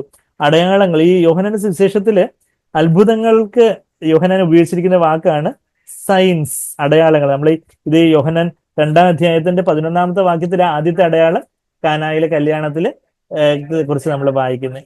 അതെ, അപ്പൊ യോഹന്നാൻ 2:11 വാക്യത്തിൽ എന്താ നമ്മൾ വായിക്കുന്നത്? യേശു ഇതിനെ അടയാളങ്ങളുടെ ആരംഭമായി ഗലീലയിലെ കാനാവിൽ വെച്ച് ചെയ്ത് തന്റെ മഹത്വം വെളിപ്പെടുത്തി. അവന്റെ ശിഷ്യന്മാർ അവനിൽ വിശ്വസിച്ചു. ഇത് ബിഗിനിങ് ഓഫ് സയൻസ് എന്ന് പറഞ്ഞ് അവിടെ വായിക്കുന്നത്. അപ്പം ഇവിടെയും കർത്താവ് ഒരു ഈ പറഞ്ഞ അടയാളങ്ങളല്ലാതെ ഇനിയും ഒരുപാട് അടയാളങ്ങളുണ്ട്. നമ്മൾ യോഹന്നാന്റെ സുവിശേഷത്തിലൊരു 8 അടയാളങ്ങളൊക്കെ 8 മിറക്കിൾസ് ഒക്കെ നമ്മൾ എണ്ണത്തിട്ടപ്പെടുത്തി വായിക്കുമ്പോൾ അങ്ങനെയുള്ള കാര്യങ്ങളൊക്കെ കാണുന്നത്. അപ്പം ഇനിയിപ്പോ ഒരു അടയാളം കൂടെ യോഹന്നാൻ 21-ലും കർത്താവ് ഒരു അത്ഭുതകരമായ ഒരു ക്യാച്ച് കൊടുക്കുന്ന, അവർക്ക് വലിയൊരു മീൻപിടുത്തം, വലിയൊരു വല നിറച്ച് മീൻ കൊടുക്കുന്ന കാര്യമൊക്കെ നമ്മളവിടെ കാണുന്നുണ്ട്. അപ്പം ഈ പുസ്തകത്തിൽ എഴുതിയിരിക്കുന്നതല്ലാതെ മറ്റനേകം അടയാളങ്ങളും യേശു തന്നെ ശിഷ്യന്മാർ കാണുകയും ചെയ്തു. എന്നാൽ യേശു ദൈവപുത്രനായ ക്രിസ്തു എന്ന് നിങ്ങൾ വിശ്വസിക്കേണ്ടതിനും വിശ്വസിച്ചിട്ട് അവന്റെ നാമത്തിൽ നിങ്ങൾക്ക് ജീവൻ ഉണ്ടാകേണ്ടതിനും ഇത് എഴുതിയിരിക്കുന്നത്. എന്തിനു വേണ്ടി എഴുതിയിരിക്കുന്നേ? യേശു കർത്താവ് യഹോവ സാക്ഷിക്കാര് പറയുന്നത് പോലെ എന്തെങ്കിലും സൃഷ്ടിയായിട്ടുള്ള ഒരു ആളെന്നുള്ളതല്ല, മറിച്ച് ദൈവപുത്രനായ ക്രിസ്തു എന്നുള്ള വാക്കിന്റെ അർത്ഥം എന്താ? അഭിഷിക്തൻ. ക്രിസ്തു എന്നുള്ളത്, ക്രിസ്റ്റോസ് എന്നുള്ളത് ഒരു ഗ്രീക്ക് പദവും മെസ്സയ എന്നുള്ളത് ഒരു എബ്രായ പദമാണ്. 2 വാക്കിന്റെ അർത്ഥം എന്താ? അഭിഷിക്തൻ. ക്രിസ്സനിങ് എന്നൊക്കെ പറഞ്ഞ സമുദായിക സഭക്കാരൊക്കെ കുട്ടികളെ ഇങ്ങനെ തെളിച്ചിട്ട് ക്രിസ്സനിങ് എന്നൊക്കെ പറഞ്ഞ് ദൈവവചന വിരുദ്ധമായിട്ടുള്ള പല കാര്യങ്ങളൊക്കെ ചെയ്യുന്ന ആൾക്കാരൊക്കെ ഉണ്ട്. അപ്പൊ അതിൽ നിന്നാണ് ഈ ക്രിസ്സനിങ്, ക്രിസ്തോസ്. അപ്പൊ ആ ക്രിസ്തോസ് എന്നുള്ള വാക്ക് അഭിഷേകം ചെയ്യപ്പെട്ടൻ, അഭിഷിക്തൻ എന്നുള്ളൊരു അർത്ഥം. അത് പുതിയ നിയമത്തില് ഗ്രീക്ക് ഭാഷയിൽ എഴുതിയിരിക്കുന്നുണ്ട് ക്രൈസ്റ്റ്. പഴയ നിയമം എബ്രായ ഭാഷയിൽ എഴുതിക്കുന്നുണ്ട്. എബ്രായ ഭാഷയിലെ ആ വാക്കാണ് മെസ്സിയ. നമ്മൾ അതേ കാര്യം തന്നെ ഇവിടെ ഈ യോഹന്നാന്റെ സുവിശേഷത്തിൽ അത് വായിക്കുന്നുണ്ട്. നമ്മളത് 1-ാം അധ്യായത്തിലേക്ക് ഒന്ന് പോവുകയാണെങ്കിൽ അവിടെ ക്രിസ്തോസ്, ക്രൈസ്റ്റ്, അതായത് മെസ്സിഹ എന്നുള്ളൊരു കാര്യം അതിന് 41 ഇതേ യോഹന്നാന്റെ സുവിശേഷം 1-ാം അധ്യായത്തിന്റെ 41-ാമത്തെ വാക്യത്തിൽ നമ്മൾ വായിക്കുന്നുണ്ട്. അവൻ തന്റെ സഹോദരനായ സീമോനെ ആദ്യം കണ്ട് അവനോട്, ഞങ്ങൾ മസിഹായെ എന്ന് വെച്ചാൽ ക്രിസ്തുവെ കണ്ടെത്തിയിരിക്കുന്നു. അപ്പൊ ആ മസിഹ അല്ലെങ്കിൽ മെസ്സായ എന്നുള്ള ആ വാക്ക് അത് എബ്രായ ഭാഷയിലാണ്. അത് ഗ്രീക്കിലേക്ക് ട്രാൻസ്ലേറ്റ് ചെയ്യുമ്പോഴാണ് ക്രൈസ്റ്റ്, ക്രിസ്തു എന്നുള്ളൊരു വാക്ക്. അപ്പൊ അതാ യേശുവിനെ ക്രിസ്തു, യേശുവിനെ ദൈവപുത്രനായ ക്രിസ്തു. അതായത് പഴയ ഉടമ്പടിയിൽ ഉടനീളം നമ്മൾ ദൈവത്തിന്റെ ഒരു അഭിഷിക്തൻ, ദൈവത്തിനാൽ അഭിഷേകം ചെയ്യപ്പെട്ട ദൈവത്തിന്റെ ഒരു ദാസൻ, ദൈവത്തിന്റെ ഒരു ദൂതൻ ഇസ്രായേലിനെ വീണ്ടെടുക്കാനായിട്ട് വരുന്നു എന്നുള്ള ഒരു മെസ്സിഹയെ കുറിച്ചുള്ള പ്രവചനങ്ങളെല്ലാം നമ്മൾ പഴയ നിയമത്തിൽ കാണുന്നുണ്ട്. ആ പഴയ നിയമത്തിലെ പ്രവചനങ്ങളുടെ എല്ലാം ഫുൾഫിൽമെന്റ് ആയിട്ടുള്ള ദൈവപുത്രനായിട്ട്, ദൈവത്തിൽ നിന്നുള്ള ദൈവപുത്രൻ എന്ന് വായിക്കുമ്പോൾ യുനോ നമ്മളിപ്പോ ഒരു പിതാവിൽ നിന്ന് പുത്രൻ ഉണ്ടാകുന്നു ആ ഒരു അർത്ഥത്തിലല്ല. യുനോ ദൈവാത്മാവ് വചനത്തിലെ പിതാവ് പുത്രൻ എന്ന് എഴുതിയിരിക്കുന്നത്. പിതാവിനോട് സമനായവൻ, പിതാവിന് സന്നിഭൻ നീ അല്ലയോ നമ്മൾ പാട്ടി പാടുന്ന പോലെ പിതാവിനോട് സമനായവൻ, പിതാവിന്റെ സാദൃശ്യമുള്ളവൻ, പിതാവിന്റെ അതേ ലൈക്നെസ് ഉള്ള വ്യക്തിത്വം, പിതാവിനോട് സമത്വം മുറുകെ പിടിക്കാതെ കർത്താവ് തന്നെ ഒഴിച്ചു എന്നൊക്കെ നമ്മൾ ഫിലിപ്പിയർ 2-7 വാക്യങ്ങളിൽ വായിക്കുന്നുണ്ട്. അപ്പം പിതാവും പുത്രനും പരിശുദ്ധാത്മാവും ഈക്വല. അപ്പൊ ആ ദൈവപുത്രനായ, ദൈവത്തിൽ നിന്ന് വന്നവനായ, ദൈവത്തിന്റെ വചനമായവനായ ആ അഭിഷിക്തൻ യേശുവാണ് എന്ന് നിങ്ങൾ വിശ്വസിക്കേണ്ടതിന്, അങ്ങനെ വിശ്വസിക്കുമ്പോൾ, നമ്മൾ മാനസാന്തരപ്പെട്ട് വിശ്വസിക്കുമ്പോൾ അവന്റെ നാമത്തിൽ നമുക്ക് എന്തുണ്ട്? കർത്താവിന്റെ ഈ യേശു എന്ന നാമത്തിന് അർത്ഥം എന്താ? രക്ഷകൻ. നമ്മളെ പാപങ്ങളിൽ നിന്ന് രക്ഷിക്കാനിരിക്കുന്നതുകൊണ്ട് അവന് രക്ഷകൻ എന്ന് പേരിടണമെന്ന് മത്തായി 1:21 നമ്മൾ വായിക്കുന്ന അവന്റെ നാമത്തിൽ നിങ്ങൾക്ക് ജീവൻ ഉണ്ടാകേണ്ടതിന് ഇത് എഴുതിയിരിക്കുന്നു. നമുക്ക് യേശുവിന്റെ നാമത്തിൽ നമ്മൾ രക്ഷിക്കപ്പെടുമ്പോൾ നമുക്ക് ജീവൻ ഉണ്ടാകുന്നു എന്ന നമ്മളെ ക്രൂസ് എടുത്ത് എൻ്റെ ഇഷ്ടം പോലെ അവിടുത്തെ ഇഷ്ടം പോലെ നമ്മൾ ഓരോ ദിവസവും നമ്മളുടെ ജീവിതത്തിൽ അനുദിനം നമ്മളെ തന്നെ സമർപ്പിച്ച് നമ്മൾ മുമ്പോട്ട് പോകുമ്പോൾ അവിടെ സമൃദ്ധമായ ജീവൻ ഉണ്ടാകുന്നു. അങ്ങനെ സമൃദ്ധമായിട്ട് ജീവൻ ഉണ്ടാകുന്നതിന് വേണ്ടി കർത്താവ് ഇത് എഴുതിയിരിക്കുന്നത്. ഇനിയിപ്പം യോഹന്നാൻ 21-ാം അധ്യായം നമുക്ക് ദിവസമായിച്ച് അടുത്ത മാസം അടുത്ത കോട്ടേജ് മീറ്റിംഗിൽ നമുക്ക് ആ കാര്യങ്ങൾ കാണാമല്ലോ. അപ്പൊ ഇന്ന് നമ്മൾ എന്തൊക്കെയാ കണ്ടത്? നമ്മൾ ആദ്യം ആ ഉയർത്തെഴുന്നേറ്റ് ആ പുനരുദ്ധാനത്തിന്റെ ഈസ്റ്റർ എന്നുള്ള വാക്ക് നമ്മൾ ഉപയോഗിക്കാറില്ല. എന്താ വെച്ചാൽ അതൊരു ഈസ്റ്റർ എന്നുള്ള വാക്ക് നമ്മൾ ഉപയോഗിക്കാത്തതിന്റെ കാരണം എന്താണെന്ന് ചോദിച്ചാൽ, അത് 1 രാജാക്കന്മാർ 11:5 നമ്മൾ വായിക്കുവാണെങ്കിൽ അതൊരു വിജാതീയ ദേവതയുടെ പേരായിട്ടാണ് നമ്മൾ 1 രാജാക്കന്മാർ 11-ാം അധ്യായത്തിന്റെ 5-ാമത്തെ വാക്യത്തില് അവിടെ ശലോമോൻ സിദോന്യ ദേവിയായ അസ്തരത്തിനെയും, ആ അസ്തരത്തിൽ നിന്നാണ് ഈസ്റ്റർ എന്നുള്ള പദം വന്നിരിക്കുന്നത്. അതുകൊണ്ട് അത് ഗോഡസ് ഓഫ് ഫെർട്ടിലിറ്റി, അതായത് കുഞ്ഞുങ്ങൾ ഉണ്ടാകുന്നതിന്റെ പ്രത്യുൽപാദനത്തിന്റെ ഇതായിട്ടൊക്കെയാണ് അത്. അങ്ങനെ അതിൽ നിന്നൊക്കെയാണ് ഈസ്റ്റർ മുട്ടകൾ എന്നൊക്കെ പറയുന്ന വിജാതീയമായ പാരമ്പര്യവും വിജാതീയമായ ആചാരങ്ങളും ഒക്കെ ക്രിസ്തീയ എന്ന് പറയുന്ന ബാബിലോണി ലോകത്ത് കടന്നു കയറിയിരിക്കുന്നത്. അപ്പൊ അതുകൊണ്ടാണ് നമ്മൾ ആ ഒരു ഈസ്റ്റർ എന്നുള്ള വാക്ക് എന്ന്, ഹാപ്പി ഈസ്റ്റർ എന്ന് ആൾക്കാർ പറഞ്ഞാൽ നമ്മൾ പറയുന്നത് ദൈവം അനുഗ്രഹിക്കട്ടെ എന്ന് പറയും. ഹാപ്പി ക്രിസ്മസ് എന്ന് പറഞ്ഞാൽ നമ്മൾ എന്ത് പറയും? ദൈവം അനുഗ്രഹിക്കട്ടെ. അപ്പൊ ഓരോരുത്തർ ഈ ഉള്ളത് കൊണ്ട് ഓണം പോലെ എന്ന് പറയുമ്പോൾ നമുക്കാണെങ്കിൽ ഉള്ളത് കൊണ്ട് ക്രിസ്മസ് പോലെയെന്ന് ഈസ്റ്റർ പോലെയെന്നും പറയാനൊക്കത്തില്ല. അപ്പം പിന്നെ ഞാൻ പറയുന്നത് ഉള്ളത് കൊണ്ട് കോൺഫറൻസ് പോലെ എന്ന് പറയുന്നത്, നമുക്ക് പിന്നെ ഒരു എല്ലാവർക്കും കൂടി വരുന്നൊരു സമയം വെച്ചാൽ കോൺഫറൻസ്. അപ്പൊ ഉള്ളത് കൊണ്ട് കോൺഫറൻസ് പോലെ നമ്മൾ പറയുന്നത് പോലെ നമ്മൾ ഈ വിജാതീയമായിട്ടുള്ള ക്രിസ്മസ് ഈസ്റ്റർ ഒന്നും അതിനൊക്കെ അങ്ങനെയുള്ള പാരമ്പര്യങ്ങൾക്ക് എതിരായിട്ട് നമ്മൾ നിൽക്കുന്നതെന്ന് പറഞ്ഞാൽ അത് വചനവിരുദ്ധമായിട്ടുള്ള കാര്യങ്ങളായിട്ടാണ്. അതിന്റെ അന്തസ്സത്ത് ഉൾക്കൊണ്ട് നമ്മൾ അത് വചനപ്രകാരം ആ കാര്യങ്ങളെ നമ്മൾ ഗ്രഹിക്കാനായിട്ട് ആഗ്രഹിക്കുന്നത്. അപ്പൊ ഞാൻ പറഞ്ഞു എന്ന് വെച്ചാൽ നമ്മൾ ഇന്ന് എന്തൊക്കെയാണ് കണ്ടത്? കർത്താവ് ഉയർത്തെഴുന്നേറ്റ് കർത്താവ് 5 കൂട്ടം ആൾക്കാർക്ക് പ്രത്യക്ഷപ്പെട്ടതും, അത് യഥാർത്ഥത്തില് കർത്താവിന് വേണ്ടി ദാഹിച്ചിരിക്കുന്നവർക്ക് കർത്താവ് പ്രത്യക്ഷപ്പെട്ടതും, കർത്താവ് അവരുടെ ആ നിലയിലേക്ക് പോയി പത്രോസിനെയൊക്കെ ചെന്ന് കണ്ടതും, പിന്നെ കർത്താവ് നമുക്ക് വേണ്ടി പിന്നെ തോമസിനെ പ്രത്യക്ഷപ്പെട്ട കാര്യവും, തോമസ് തന്നെ അങ്ങനെ തന്റെ ജീവിതത്തിന്റെ കർത്തൃത്വം കർത്താവിനായിട്ട് ഫ്രഷ് ആയിട്ട് ഏൽപ്പിച്ചു കൊടുക്കുന്ന കാര്യവും, അങ്ങനെ നമ്മളുടെ ജീവിതത്തിലും കർത്താവിനെ തൊട്ടുരുമ്മി കർത്താവിന്റെ കരങ്ങളിലും കർത്താവിന്റെ വിലാവിലും ഒക്കെ വിശ്വാസ കണ്ണുകളാലും വിശ്വാസ വിരലുകളാലും ഒക്കെ സ്പർശിച്ച് നമുക്കും നമ്മളുടെ ജീവിതത്തിൽ ഈ യേശുവിനെ നമ്മൾ വ്യക്തിപരമായിട്ട് രുചിച്ചറിയേണ്ടതായിട്ടുണ്ട്. നമ്മുടെ ജീവിതത്തിന്റെ കർത്തൃത്വം കർത്താവിനായിട്ട് ഏറ്റു കൊടുക്കേണ്ടതായിട്ടുണ്ട്. നമ്മുടെ വിശ്വാസിയായിരിക്കണം എന്നുള്ളൊരു കാര്യം നമ്മൾ വായിച്ചു. നമ്മളുടെ ജീവിത സാഹചര്യങ്ങളിലൊക്കെ ആ ഒരു വിശ്വാസത്തിന്റെ കാര്യം നമ്മൾ വായിച്ചു. അപ്പൊ ഓരോ ദിവസത്തെ കുറിച്ചുള്ള വിശ്വാസത്തെക്കുറിച്ച് നമ്മൾ ആ 3 വാക്യങ്ങൾ, രാവിലെ ഉള്ള വാക്യം, ദിവസം മൊത്തമുള്ള വാക്യം, ദിവസത്തിന് അവസാനം ഉള്ള വാക്യമൊക്കെ നമ്മൾ കണ്ടു. അതിനുശേഷം പിന്നെ നമ്മള് നമ്മള് ആ ഒരു കാണാതെ വിശ്വസിക്കുന്നതിനെ കുറിച്ചുള്ള കാര്യങ്ങൾ കണ്ടു. പിന്നെ കർത്താവ് മെസ്സിഹയാണ്, അവിടുന്ന് അഭിഷിക്തനാണ്, ക്രിസ്തുവാണ് എന്നുള്ളൊരു കാര്യം, ആ വെളിപ്പാടിലൂടെ നമുക്ക് ജീവൻ ഉണ്ടാകുന്നത്. അതിലും നിൽക്കാതെ അതും താണ്ടി സമൃദ്ധമായ ജീവനിലേക്ക് കർത്താവ് നമ്മൾ വിളിച്ചിരിക്കുന്നു എന്നുള്ള കാര്യങ്ങളൊക്കെ നമ്മൾ ഇത്ര സമയം നമ്മൾ കണ്ടുകൊണ്ടിരുന്നത്. ഇനി നമ്മൾ 21 അധ്യായ ദിവസം നമുക്ക് അടുത്ത മാസം നമുക്ക് കാണാമല്ലോ. പ്രാണപ്രിയനാകുന്ന യേശു കർത്താവിന്റെ ആ സ്നേഹത്തെ ഓർക്കുമ്പം എൻ്റെ ഉള്ളം നന്ദിയാൽ പൊങ്ങുന്നേ എന്നൊക്കെയാണ് നമ്മൾ പാടുന്നത്.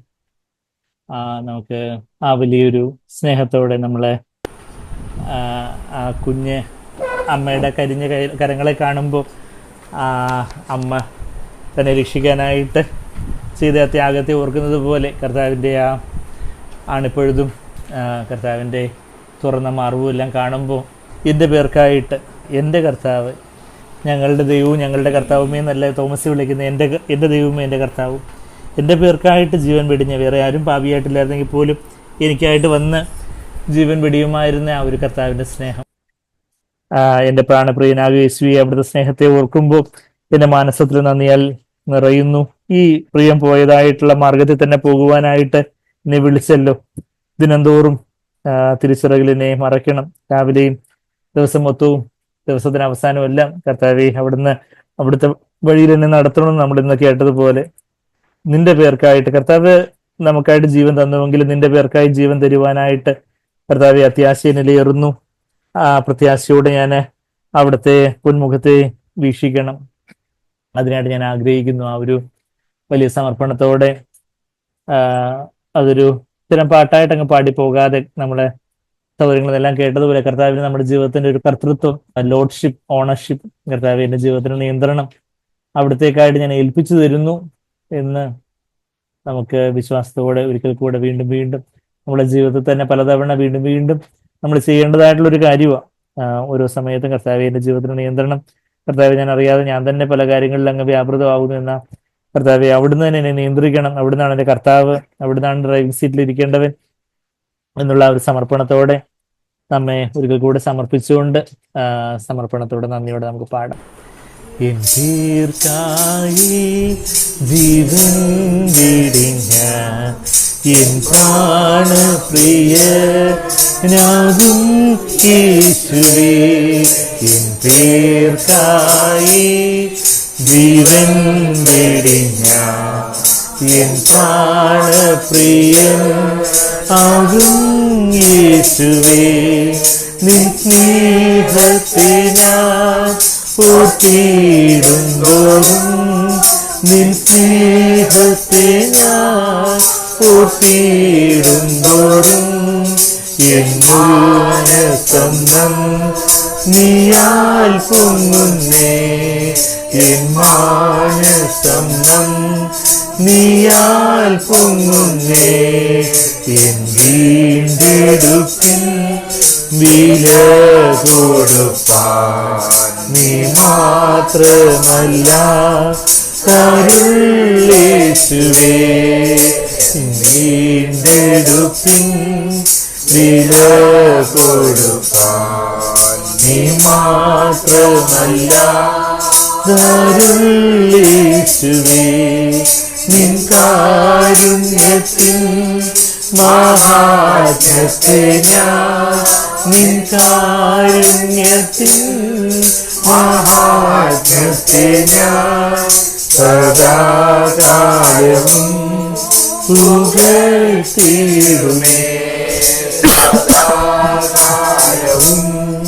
പുകഴ്ത്തിടുമേ, ബലത്തെ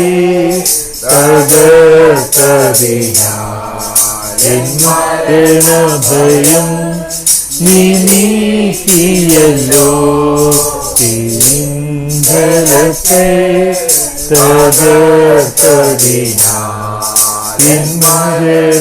ഭയം നീ നീക്കിയല്ലോ, കാൽവരിയിൽ തിരുബലിയാ നിൻ കാൽവരിയിൽ തിരുബലിയാ സിയോൻ മാർഗവും തുറന്നെനിക്കായി, സിയോൻ മാർഗവും തുറന്നെനിക്കായി, സ്നേഹത്താൽ ഞാൻ ജ്വലിച്ചിടുവാൻ ശുദ്ധാത്മാവിനാൽ നിറച്ചവനെ സ്നേഹത്താൽ ഞാൻ ജ്വലിച്ചിടുവാൻ ശുദ്ധാത്മാവിനാൽ നിറച്ചവനെ അനുദിനവും ജയ ജീവിതം അനുദിനവും ജയ ജീവിതം അണിച്ചിടുവാൻ കൃപയരുക അണിച്ചിടുവാൻ കൃപയരുക പോയതാ മാർഗേ പോകുവാൻ ദിവ്യ വിളിയ വിളിച്ചവനെ പോയതാ മാർഗേ പോകുവാൻ ദിവ്യ വിളിയ വിളിച്ചവനെ ദിനം തോറും തിരുച്ചിറകിൽ ദിനം തോറും തിരുച്ചിറകിൽ അടിയോനെ നീ മറച്ചിടുക അടിയാനെ നീ മറച്ചിടുക നിൻ പേർക്കായി ജീവൻ തരുവാൻ അത്യാശയെന്നിൽ യേശുവേ നിൻ പേർക്കായി ജീവൻ തരുവാൻ അത്യാശയെന്നിൽ യേശുവേ പ്രത്യാശയോടെ നിൻ പൊന്മുഖത്തെ പ്രത്യാശയോടെ നിൻ പൊന്മുഖത്തെ വീക്ഷിച്ചിടണം എന്നാശയവേ വീക്ഷിച്ചിടണം എന്നാശയവേ ജീവൻ വെടിഞ്ഞ എൻ പ്രാണപ്രിയൻ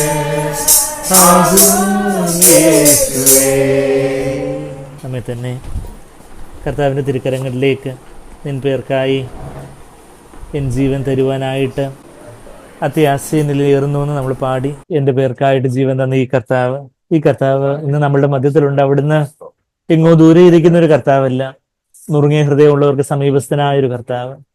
നമ്മളെ ഹൃദയനുറുക്കത്തോടെ ആത്മാവിലെ ദാരിദ്ര്യത്തോടെ നമ്മളിലൊരു സ്വയംഭരമില്ലാതെ നാം നിസ്സഹായരായിട്ട് കർത്താവിലേക്ക് നോക്കുമ്പോൾ നമ്മളുടെ ഇടയിൽ നമ്മളുടെ അടുത്ത് നമ്മളെ മാർവോട് ചേർത്ത് നിർത്തുന്ന ഒരു കർത്താവ്, നമ്മളെ ആശ്വസിപ്പിക്കുന്ന, നമ്മളെ ബലപ്പെടുത്തുന്ന ഒരു കർത്താവ്, അവിശ്വാസിയാകാതെ വിശ്വാസിയായിരിക്കുമെന്ന് അവിടുത്തെ ആ ഇമ്പസ്വരം നമ്മളോട് അരുളി ചെയ്യുന്ന ഒരു കർത്താവ്. നമ്മളുടെ ജീവിതത്തിലുടനീളം നമ്മൾ ഇനിയും പലവിധമായിട്ടുള്ള പല പല അവിശ്വസിക്കുവാനുള്ള പല പല പ്രലോഭനങ്ങളുടെയൊക്കെ പ്രതിസന്ധികളുടെയൊക്കെ മധ്യത്തിൽ യേശുവിൻ്റെ ഈ ശബ്ദം പരിശുദ്ധാത്മ നമ്മളെ ഓർപ്പിക്കും. നമുക്ക് കേൾക്കാൻ ചെവിയുണ്ടെങ്കിൽ നമുക്ക് കേൾക്കാൻ സാധിക്കും. പലവിധമായിട്ടുള്ള സാഹചര്യങ്ങൾ വരുമ്പോൾ, പല പ്രയാസങ്ങളോ പ്രതികൂലങ്ങളോ ഒക്കെ വരുമ്പോൾ അവിടെ അവിശ്വാസിയാകാതെ വിശ്വാസിയായിരിക്കുമെന്ന് ആ ശബ്ദം. തോമസ് അത് എത്ര തവണ തൻ്റെ ജീവിതത്തിൽ അത് ഓർത്ത് കാണും നമുക്കറിയത്തില്ല. ഒക്കെ തോമസ് അവിടെ ആ ഇസ്രയേലിലൊക്കെ വിട്ട് കപ്പൽ മാർഗമായിട്ട് കേരളത്തിലേക്ക് വരുന്ന വഴിയിലും കേരളത്തിൽ വന്നപ്പോൾ ഉള്ള പല പ്രതികൂലങ്ങളും പല പ്രശ്നങ്ങളുടെയൊക്കെ നടുവിലൊക്കെ തോമസ് അത് വീണ്ടും വീണ്ടും കർത്താവിൻ്റെ അരുമസ്വരം ഓർത്ത് കാണും. അവിശ്വാസിയാകാതെ വിശ്വാസിയായിരിക്കുവിൻ, കാണാതെ വിശ്വസിക്കുന്നവൻ ഭാഗ്യവാൻ. ആ സമയത്തൊന്നും കർത്താവിനെ കാണാതെ തന്നെ കർത്താവിൽ വിശ്വസിച്ചുകൊണ്ട് വലിയ വിശ്വാസത്തോടെ രക്തസാക്ഷിയാകുമെന്ന് തക്കവണ്ണം തൻ്റെ ജീവനെ കർത്താവിനായിട്ട് കൊടുത്ത് ആ തോമസിനെ പോലെ നമുക്കും കർത്താവിനെ വിശ്വസിക്കാം. എല്ലാം കർത്താവ് എല്ലാം എന്നെ ബലപ്പെടുത്തും. എല്ലാ കാര്യങ്ങളും എൻ്റെ ജീവിതത്തിൽ ഇനി എന്തെല്ലാം വന്നാലും അവിടുന്ന് എനിക്ക് വേണ്ടിയിട്ടുള്ള ആ ശുഭഭാവിക്ക് വേണ്ടിയുള്ള പദ്ധതികളെല്ലാം, ക്ഷേമത്തിന് വേണ്ടിയിട്ടുള്ള, നാശത്തിന് വേണ്ടിയിട്ടുള്ളതല്ല, ക്ഷേമത്തിന് വേണ്ടിയിട്ടുള്ള ശുഭഭാവിക്കുള്ള പദ്ധതികളെല്ലാം അവിടുന്ന് ഏർക്കണവേ അതെല്ലാം മെനഞ്ഞ് എല്ലാം റെക്കോർഡ് ചെയ്ത് ഷെഡ്യൂൾ ചെയ്ത് എല്ലാം കർത്താവിൻ്റെ ഡ്രൈവിൽ കർത്താവിന്റെ മനസ്സിൽ അതെല്ലാം കർത്താവ് പ്ലാൻ ചെയ്ത് വെച്ചിട്ടുണ്ട്.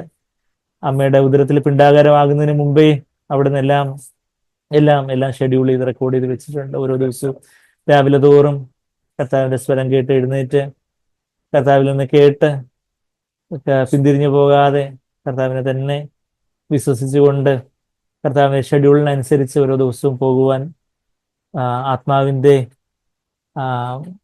ആത്മാവിലെ mind set on the spirit, ആത്മാവിന്റെ ചിന്ത ജീവനും സമാധാനവും, പരിശുദ്ധാത്മാവ് നമ്മുടെ ചിന്തകളെ നമ്മുടെ മനസ്സുകളെ നയിക്കുമ്പോൾ ഒരു ജീവനും സമാധാനത്തിന്റെ ഒരു വഴിയിൽ നമ്മളെ നയിക്കും. കർത്താവിന്റെ ആ ഷെഡ്യൂളിനനുസരിച്ച് നമ്മൾ പോകുന്നുണ്ടോ, ആ ഗൂഗിൾ മാപ്പ് കറക്റ്റായിട്ട് അതിന്റെ ആ ബ്ലൂ ലൈനിൽ കൂടെ തന്നെ പോകുന്നുണ്ടോ എന്ന് നമ്മൾ ഗൂഗിൾ മാപ്പ് ഇടയ്ക്കിടയ്ക്ക് നോക്കുന്നത് പോലെ കർത്താവിന്റെ ആ ജീവന്റെ സമാധാന റഫറി ആയിട്ട് ആയിരിക്കുന്ന ആ ഒരു ജീവന്റെ സമാധാനത്തിന്റെ മാർഗത്തിൽ കർത്താവിന്റെ കൂടെ, കർത്താവിന്റെ സാന്നിധ്യത്തോടു കൂടി ഓരോ ദിവസവും കർത്താവിന്റെ ഷെഡ്യൂൾ അനുസരിച്ച് കർത്താവ് റെക്കോർഡ് ചെയ്ത് വെച്ചതനുസരിച്ച് മുമ്പോട്ട് പോകുവാനായിട്ട് വിശ്വാസത്തോടെ എല്ലാത്തിലും കർത്താവ് ഇന്ന് എനിക്ക് വേണ്ടി കർത്താവ് എന്തൊക്കെ ചെയ്യാൻ, ആരോടൊക്കെ എങ്ങനെയൊക്കെ എന്തൊക്കെ സംസാരിക്കുവാനും, കർത്താവിനെ കുറിച്ച് എവിടെയൊക്കെ പറയണം, ഓരോ കാര്യത്തിൽ എത്രമാത്രം വിശ്വസ്തയോടെ എത്രമാത്രം സൂക്ഷ്മതയോടെ കാര്യങ്ങളൊക്കെ ചെയ്യണം, കർത്താവിന്റെ ഹിതം ഓരോ ദിവസവും ചെയ്തു തീർക്കുവാൻ കർത്താവിനെ സഹായിക്കുന്നുള്ള വിശ്വാസത്തോടെ നമ്മൾ കാണാതെ കർത്താവ് അദൃശ്യനായിട്ടുള്ള കർത്താവിനെ വിശ്വാസ കണക്കുകളാൽ കണ്ടുകൊണ്ട് മുമ്പോട്ട് പോകുമ്പോൾ ആ ജീവന്റെ മാർഗത്തില്, പ്രിയം പോയത് ആ മാർഗത്തില് നമുക്ക് ജീവന്റെ സമൃദ്ധി അനുഭവിക്കാനൊക്കെ ഓരോ സമയത്തും നമ്മെ തന്നെ വട്ടപൂജ്യമായിട്ട് സീറോവായിട്ട് നമ്മെ തന്നെ താഴ്ത്തിക്കൊണ്ടേ ഇരിക്കുമ്പം പരിശുദ്ധാത്മാവ് നമ്മളുടെ അളവില്ലാതെ വന്ന ജീവനെയും സമൃദ്ധിയായ ജീവനെയും കർത്താവ് തരും. യേശുവിന്റെ നാമത്തിൽ നമുക്ക് ജീവനും സമൃദ്ധിയായ ജീവനും ഉണ്ടാകും.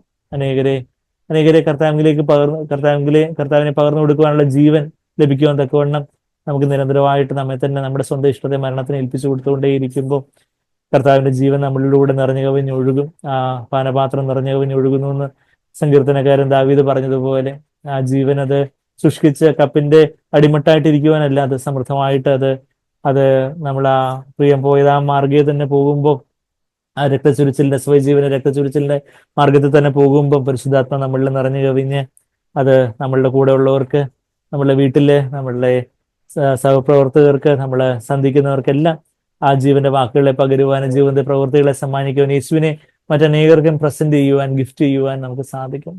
കർത്താവിന്റെ സാക്ഷികളായിട്ട് ദേശത്തെങ്ങും ഓടുവാൻ, കർത്താവിനായിട്ട് ചെലവിടപ്പെടുവാൻ, ആ ദിവസത്തിന് അവസാനം വന്ന് കർത്താവെ നീ എനിക്കായിട്ട് തന്ന പ്രവൃത്തികളെയൊക്കെ തികച്ചിരിക്കുന്നത് കൊണ്ട് ഞാൻ അങ്ങേ മഹത്വപ്പെടുത്തിയല്ലോ എന്ന് നന്ദിയോടെ പറയുവാനൊക്കെ കർത്താവ് നമ്മളെ ഇനി വരും ദിവസങ്ങളിൽ ഇതുവരെ ഉള്ളതിനേക്കാട്ടിൽ അധികമായിട്ട് കർത്താവിനെ ബലപ്പെടുത്തും. അത് നമുക്ക് വിശ്വസിക്കാം. എത്രയോ ഞാൻ പ്രാർത്ഥിച്ചിട്ടുണ്ട്, വിശ്വസിച്ചൊക്കെ പ്രാർത്ഥിച്ചിട്ട് പിന്നെയും ശങ്കരൻ തെങ്ങെ എന്ന് പറഞ്ഞതുപോലെ ആയിരുന്നല്ലോ കർത്താവെ എന്റെ ജീവിതം എന്ന് പറഞ്ഞ് അവിശ്വാസിയായിട്ടിരിക്കാതെ ഇന്നു മുതൽ കർത്താവ് ഇനിയും അധികമായിട്ട് ഇതുവരെ ഞാൻ അനുഭവിച്ചിട്ടുള്ളതിൽ അധികമായിട്ടുള്ളൊരു ജീവന്റെ സമൃദ്ധിയും വലിയൊരു വിശ്വാസവും വലിയൊരു കർത്താവിലൊരു ആശ്രയവും വലിയൊരു കർത്താവിന്റെ പദ്ധതികൾ ഓരോ ദിവസങ്ങളായിട്ട് എൻ്റെ ജീവിതത്തിൽ നിറവേറുന്നതായിട്ട് ഞാൻ കാണും. കർത്താവ് എല്ലാം എൻ്റെ ജീവിതത്തിനായിട്ട് ഓരോ ദിവസവും ഷെഡ്യൂൾ ചെയ്തിരിക്കുന്ന കാര്യങ്ങളെല്ലാം ഞാൻ നിറവേറ്റും എന്നുള്ള ഒരു വിശ്വാസത്തോടെ നമുക്കത് ഏറ്റുപറയാം. ഹൃദയത്തിൽ വിശ്വസിക്കുന്ന വാഗുകൊണ്ട് ഏറ്റുപറയുന്നത് പോലെ നമുക്ക് കർത്താവിനോട് കർത്താവെ അവിടുന്ന് അത് ചെയ്യും, എന്നെ കുറിച്ചുള്ള എല്ലാം അവിടുന്ന് പ്ലാൻസ് എല്ലാം നിവർത്തിക്കുന്നുള്ള ഒരു വിശ്വാസത്തോടെ നമുക്ക് ഏറ്റുപറയാം. കർത്താവ് നമ്മളെ അധികമായിട്ട് സഹായിക്കുന്ന സ്നേഹം നിറഞ്ഞ പിതാവേ, ഞങ്ങള് അങ്ങയിലേക്ക് നോക്കുന്നു കർത്താവെ. ഞങ്ങളുടെ ജഡത്തിൽ യാതൊരു വിശ്വാസവും ഇല്ല, എന്നാൽ ഞങ്ങള് കർത്താവ് അങ്ങയിലേക്ക് നോക്കുന്നു. അവിടുന്ന് ഏതൊരു കോൺക്രീറ്റ് ബ്രിഡ്ജിനെക്കാട്ടിലും കർത്താവെ എത്ര വലിയ വിശ്വസ്തനായ കർത്താവ്, ഞങ്ങൾക്ക് എപ്പോൾ വേണമെങ്കിലും കർത്താവെ ഞങ്ങൾക്ക് ഓടി വരുവാൻ തക്കവണ്ണമുള്ള വലിയൊരു ജീവന്റെ മാർഗമായിട്ട് അവിടുന്ന് ആയിരിക്കുന്നുവല്ലോ. പിതാവിന്റെ അടുക്കിലേക്ക് വരുവാനുള്ള കർത്താവ് ഈ പാലം അവിടുന്നാണല്ലോ. നന്ദി കർത്താവേ, നന്ദി. അവിടുത്തെ അങ്ങേ ഞങ്ങൾക്ക് വിശ്വസിക്കാം. അവിടുന്ന് ഇന്നലെ ഇന്നും എന്നും വാക്കുമാറാത്തവനാണ്, അവിടുന്ന് മാറ്റമില്ലാത്തവനാണ് കർത്താവെ. അവിടുന്ന് വിശ്വസ്തനാണ്. ഞങ്ങളുടെ അവിശ്വാസ നിമിത്തം അങ്ങേ വേദനിപ്പിക്കുവാന് കർത്താവെ, അങ്ങേ പരിമിതപ്പെടുത്തുവാൻ ഞങ്ങളെ ഇടയാക്കരുതെന്ന് ഞങ്ങൾ പ്രാർത്ഥിക്കുന്നു കർത്താവെ. അവിടുന്ന് ഞങ്ങളുടെ ജീവിതത്തിൽ ചെയ്യാൻ ആഗ്രഹിക്കുന്നതെല്ലാം ചെയ്തു തീർക്കണമെന്ന് പ്രാർത്ഥിക്കുന്നു. ഒരു നാളിൽ ഞങ്ങളുടെ ന്യായത്തിന് മുമ്പാകെ നിൽക്കുമ്പോൾ നിനക്ക് വിശ്വാസം ഇല്ലായിരുന്നുകൊണ്ട് എനിക്ക് അധികം ഒന്നും ചെയ്യാൻ സാധിച്ചില്ല എൻ്റെ കുഞ്ഞെന്ന് അന്ന് കർത്താവെ അങ്ങിൽ നിന്ന് കേൾക്കുവാൻ ഇടവരുത്തരുതെന്ന് ഞങ്ങൾ പ്രാർത്ഥിക്കുന്നു കർത്താവെ. അവിടുന്ന് സർവ്വസ്വാതന്ത്ര്യം എടുത്ത് ഞങ്ങളുടെ ജീവിതത്തിൽ ഞങ്ങളിലൂടെ എന്തെല്ലാം അവിടുന്ന് ചെയ്യാൻ ആഗ്രഹിക്കുന്നു അതെല്ലാം ചെയ്യണമേ എന്ന് ഞങ്ങൾ കർത്താവെ പ്രാർത്ഥിക്കുന്നു കർത്താവെ. ഞങ്ങൾ ആരും അന്ന് ലജ്ജിച്ച് തലതാഴ്ത്തി നിൽക്കാൻ ഇടവരുതെന്ന് പ്രാർത്ഥിക്കുന്നു കർത്താവെ. കനിവുണ്ടാകണമേ, ദയ തോന്നണമെന്ന് പ്രാർത്ഥിക്കുന്നു. ഇന്ന് അതിനായിട്ട് ഞങ്ങളോട് സംസാരിച്ചതിനായിട്ട് സ്തോത്രം ചെയ്യുന്നു. ഞങ്ങളുടെ ജീവിതങ്ങളെ കർത്താവെ വീണ്ടും ഹൃദയത്തില് അങ്ങേ തന്നെ ക്രിസ്തുവിനെ കർത്താവായിട്ട് കർത്താവെ ശുദ്ധീകരിക്കുവാൻ തക്കവണ്ണം to sanctify Christ Lord in our hearts Lord. ഞങ്ങളുടെ ഹൃദയത്തിൽ വേറെ എന്തെങ്കിലും ഒരു കൊരണ്ടിട്ട് തന്ന ഇരിക്കുന്ന കർത്താവല്ലോ, ആ സിംഹാസനത്തിൽ തന്നെ അവിടുന്ന് ഇരിക്കത്തുള്ളൂ. ഞങ്ങൾക്കറിയാം. ആ സ്വയജീവനെ മാറ്റി കർത്താവ് ഞങ്ങളെ തന്നെയുള്ള ഞാൻ എന്നുള്ള ആ ഒരു ഭാവത്തെ അങ്ങ് കർത്താവെ ആ സിംഹാസനത്തിൽ മാറ്റി അങ്ങയ്ക്ക് സിംഹാസനം തരുവാന് കർത്താവെ ഞങ്ങളെ തന്നെ ഏൽപ്പിച്ചു തരുന്നു. ഡ്രൈവിംഗ് സീറ്റ് അവിടത്തേക്കായിട്ട് ഒരിക്കൽ കൂടി ഞങ്ങൾ സമർപ്പിക്കുന്നു. അവിടുന്ന് തന്നെ ഞങ്ങളുടെ ജീവിതത്തിന് നിയന്ത്രണം ഏറ്റെടുക്കണമെന്ന് പ്രാർത്ഥിക്കുന്നു. അവിടത്തേക്ക് ഞങ്ങളുടെ ജീവിതത്തെക്കുറിച്ച് എന്തെല്ലാം ചെയ്യാനുണ്ടോ അതിനായിട്ട് കർത്താവെ അവിടുന്ന് സ്വാതന്ത്ര്യം എടുക്കണമേ എന്ന് പറഞ്ഞ് ഞങ്ങളെ തന്നെ സമർപ്പിക്കുന്നു. കർത്താവെ അവിടുന്ന് സഹായിക്കണമേ എന്ന് പ്രാർത്ഥിക്കുന്നു. കർത്താവെ അവിടുത്തെ രക്തത്താൽ ഞങ്ങളുടെ കുറവുകളെല്ലാം ക്ഷമിക്കണം. അവിടുന്ന് കർത്താവെ ആ അജ്ഞതയുടെ അറിവില്ലായ്മയുടെ കാലങ്ങളൊക്കെ കർത്താവെ അവിടുന്ന് ഓർക്കാതെ അവിടുന്ന് ഞങ്ങളോട് മാനസാന്തരപ്പെടാൻ പറയുന്നതോർത്ത് ഞങ്ങളെ സ്തുതിക്കുന്നു. അതേ കർത്താവ് ഞങ്ങൾ മാനസാന്തരപ്പെടുന്നു. അവിടുത്തെ ഹൃദയത്തിന് വേദന ഉണ്ടാക്കുന്ന ഒന്നും ചെയ്യാതെ, ചിന്തിക്കാതെ, പറയാതെ ജീവിപ്പാൻ ഞങ്ങളെ സഹായിക്കണമേ. അങ്ങേ അങ്ങേ പറ്റി ചേർന്ന് ജീവിപ്പാൻ ഞങ്ങളെ സഹായിക്കണമേ. നന്ദി കർത്താവേ, നന്ദി. അവിടുന്ന് വലിയ കാര്യങ്ങൾ ഞങ്ങളുടെ ജീവിതത്തിൽ ചെയ്യും കർത്താവേ. ഞങ്ങളുടെ ആ അവസ്ഥയിലേക്ക് വന്ന് ഞങ്ങൾക്ക് പ്രത്യക്ഷപ്പെട്ട് ഞങ്ങളെ ബലപ്പെടുത്തുന്ന ഞങ്ങളുടെ കർത്താവേ, അവിടുത്തെ ആ അണിപ്പഴുതുകളിൽ തൊട്ട് നോക്കി അവിടുത്തെ ആ ഹൃദയത്തിലേക്ക് ചെല്ലുന്ന ആ വിലാവിലെ വിടവിലും കൈയിട്ട് നോക്കി കർത്താവെ അവിടുത്തെ ഹൃദയസ്പന്ദനം അറിഞ്ഞ് അവിടുത്തെ മാർവോട് ചാരി അങ്ങാണ് ഞങ്ങളുടെ ദൈവം, അങ്ങാണ് ഞങ്ങളുടെ കർത്താവെന്ന് വാസ്തവമായിട്ടും പറയുവാനും കർത്താവെ അത് മറ്റനേകർക്ക് സാക്ഷ്യമായിട്ട് മറ്റനേകരെ ഈ ജീവനിലേക്ക്, സമൃദ്ധമായ ജീവനിലേക്ക് നയിക്കുവാനും ഞങ്ങൾ ഓരോരുത്തരെയും അങ്ങ് സഹായിക്കണമെന്ന് പ്രാർത്ഥിക്കുന്നു. നന്ദി കർത്താവെ, നന്ദി. ഞങ്ങളുടെ പ്രാർത്ഥന കേട്ടത് ഞങ്ങൾക്ക് സ്തുതിക്കുന്നു.